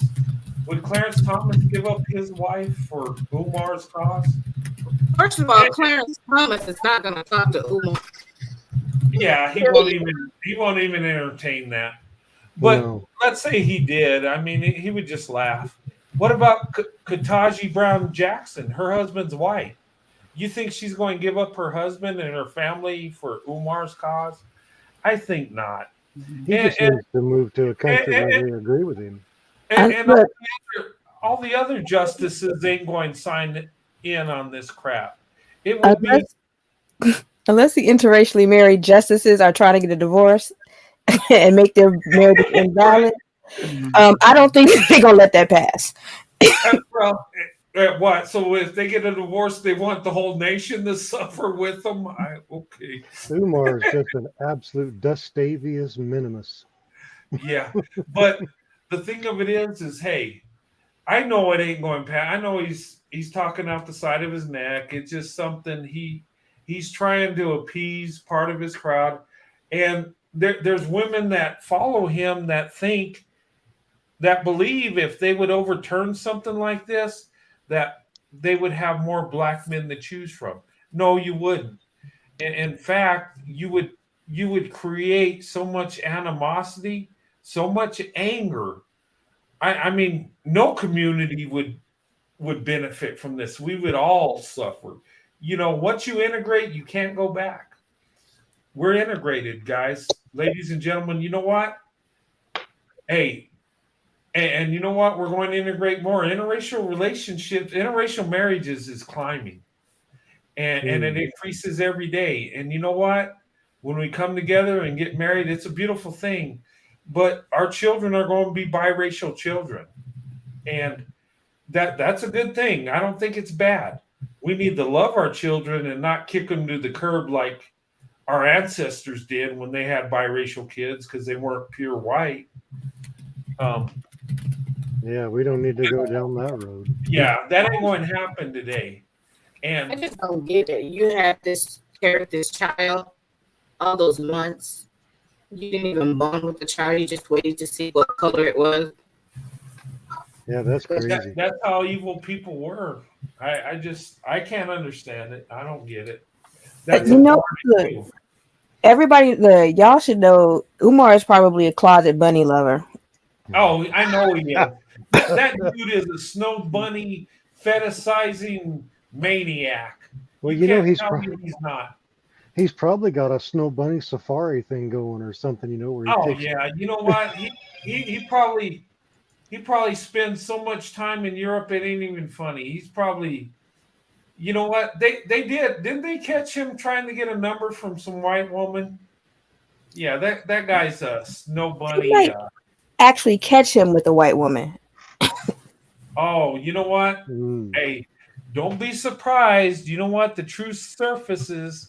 Oh yeah, it does. I've known done in the dark will come to the light. Yeah, I've known a lot of black men that talk like he does that have ended up with white women. Hey, and you know what? A key to look out for is how much does he talk about snow bunnies? Yeah. And listen to what he says. He says, yeah, that's the problem. Black men stay away. But he says, you know what, snow bunny, I got nothing against you. I got nothing. Yeah, because he wants to date you. He wants to have a secret relationship.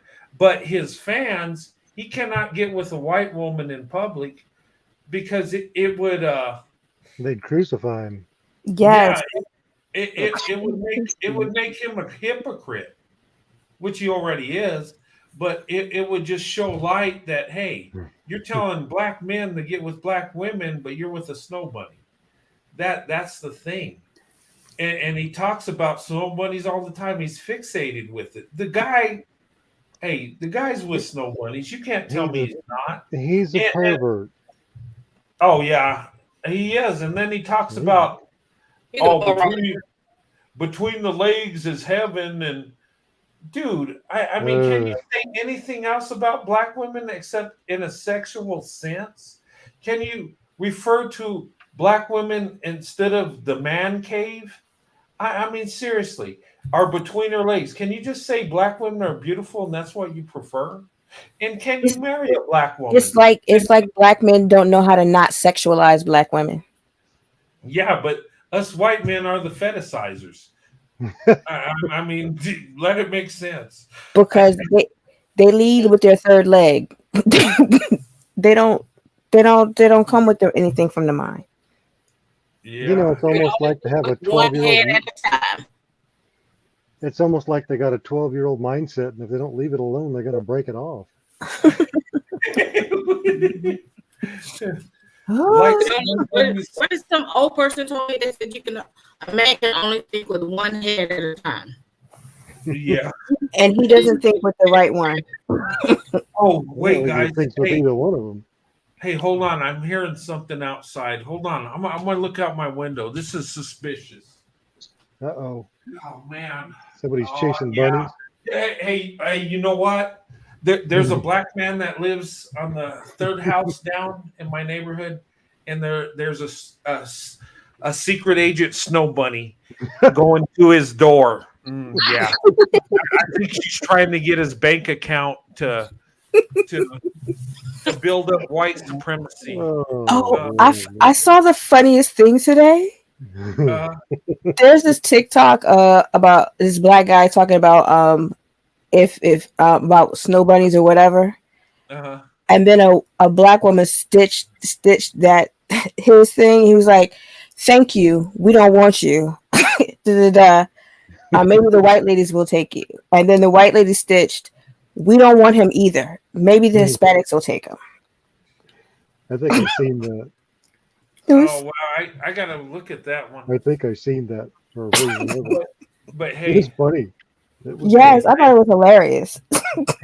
hey, guys, this just in: the snow bunny crisis is real. The government has. There's an investigation. Biden's addressing it just now. There are secret agent white women going for successful black men's bank accounts so they can keep the white power structure in power. Be alert. If you see a snow bunny in your neighborhood, call the authorities immediately. This is not a drill. This is serious. If you see a snow bunny, take cover. They are extremely dangerous, and they're just out to destroy. So The cockroaches are trying to leave. No snow bunnies over here, just snowmen. Hey, Yeah. Brett, I can see the headline now. Umar is going to blame a snow bunny for taking all the money for that school. oh yeah. It was enticed. She enticed him. Well, It's here's too the weak. thing. Hey, here's the thing, guys. And somebody said something about his school. I forget who it was, but they made a point, and I think this might be his way out of giving back the money because he hadn't opened the school. Check this out. You know, in his school, he wants all black people, right? They can't be married to white people. They can't have affiliation. Well, guess what? That's a civil rights issue. Guess what? People will sue him on that. Yeah, they Guess will. what? He can't open his school.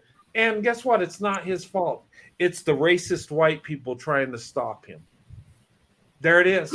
That's his way out. Seriously. Oh, so Somebody said basically, that. civil rights applies to everybody but black people. Yeah. And he'll boy. make that claim because all he wanted to do was open up his school. And he fought for years. And then the courts overturn it because he discriminates against black people that are married to white people.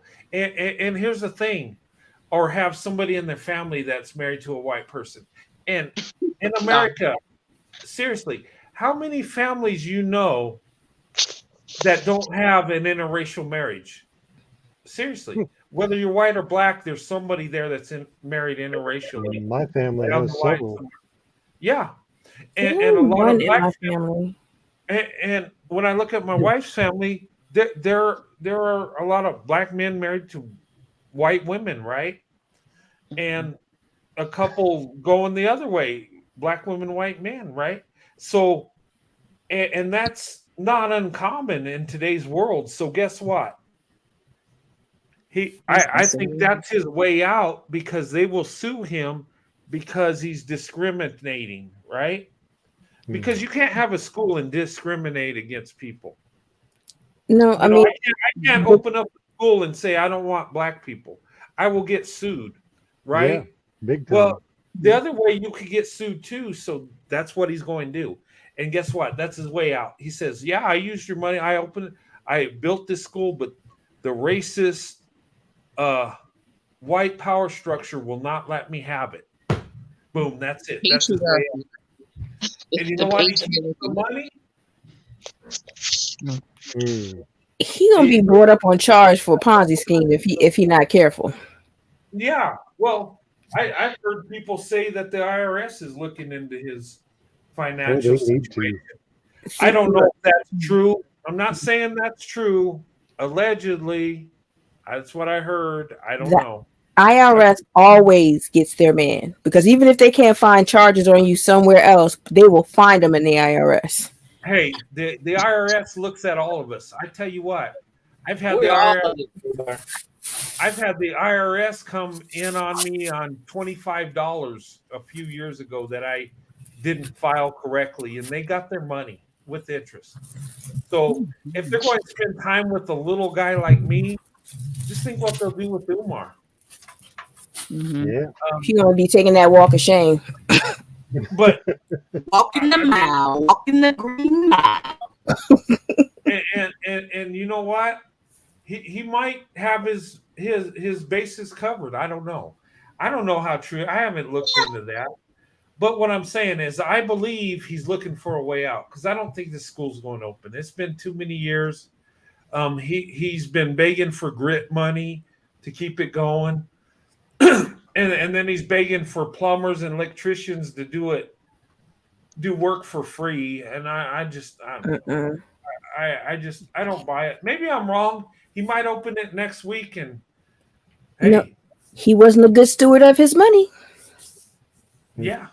Yeah, and he used to post videos next to a brick wall or a side of a building, but we never saw the front of the building, where it was supposed to be located.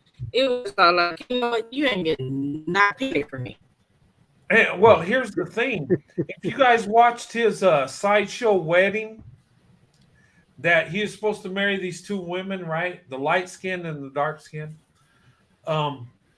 You know, and I watched it, and they were saying in this video, and it's funny, like the DJ said he's not going to go any further unless he gets paid. So I'm just like, I was like, really? So he kept on, so I guess he got paid. But soon after that fiasco, he said it was just a fashion show. Oh, okay. Whatever. Is that how you show love for Black women? It's not like he could get legally married on film to two different women because then he would be on bigamous charges.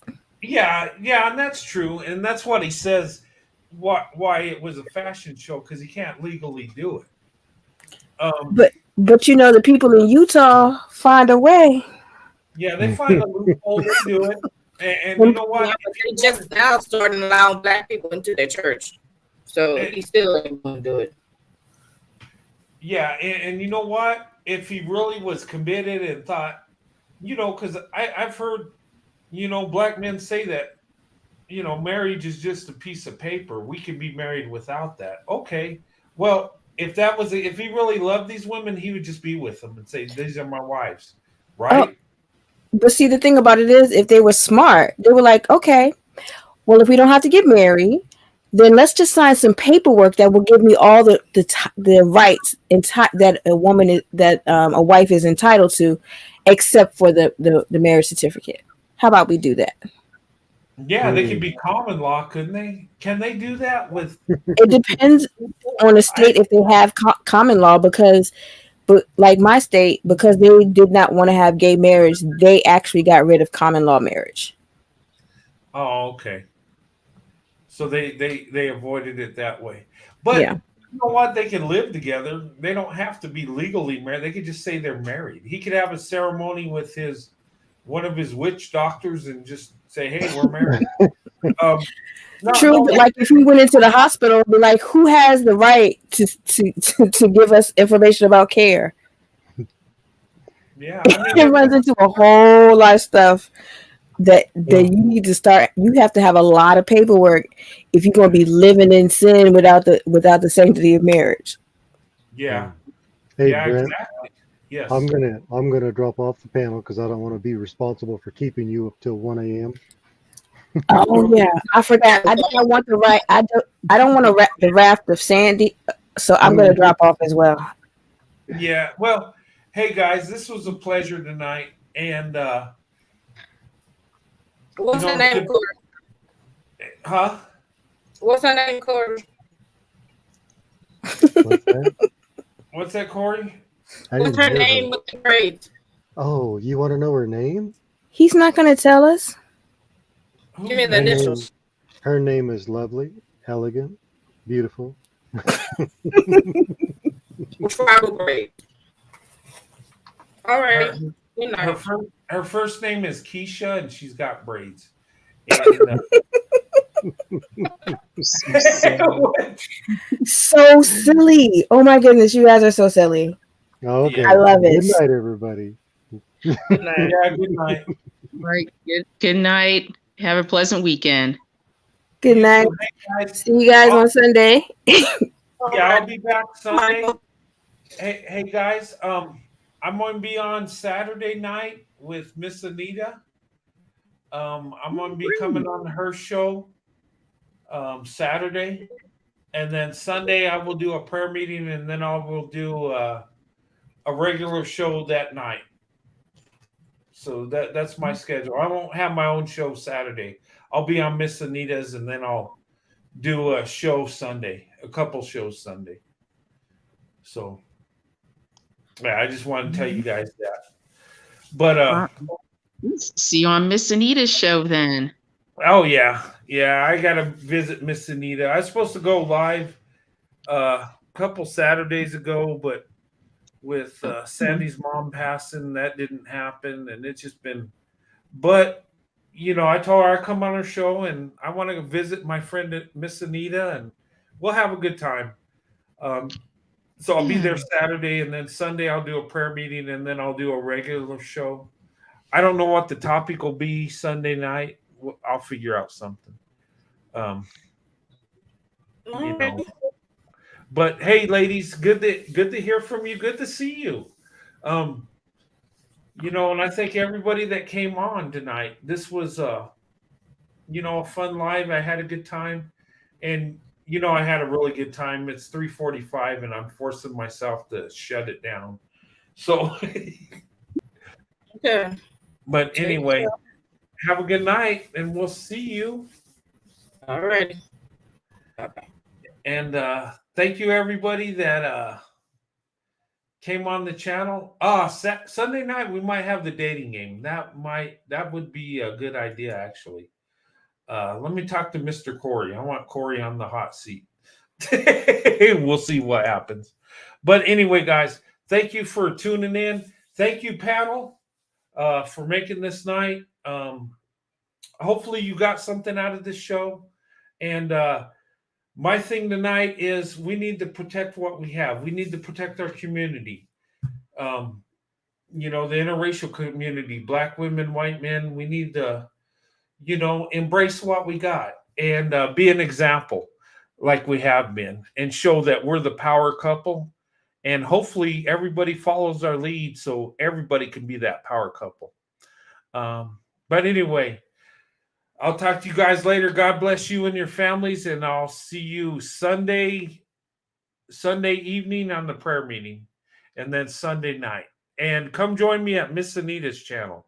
I'll put it up there in the link tomorrow. I'll be over there as a guest, and that'll be fun. And but anyway, guys, God bless you and your families. I'll see you Sunday. Have a good night. And God bless.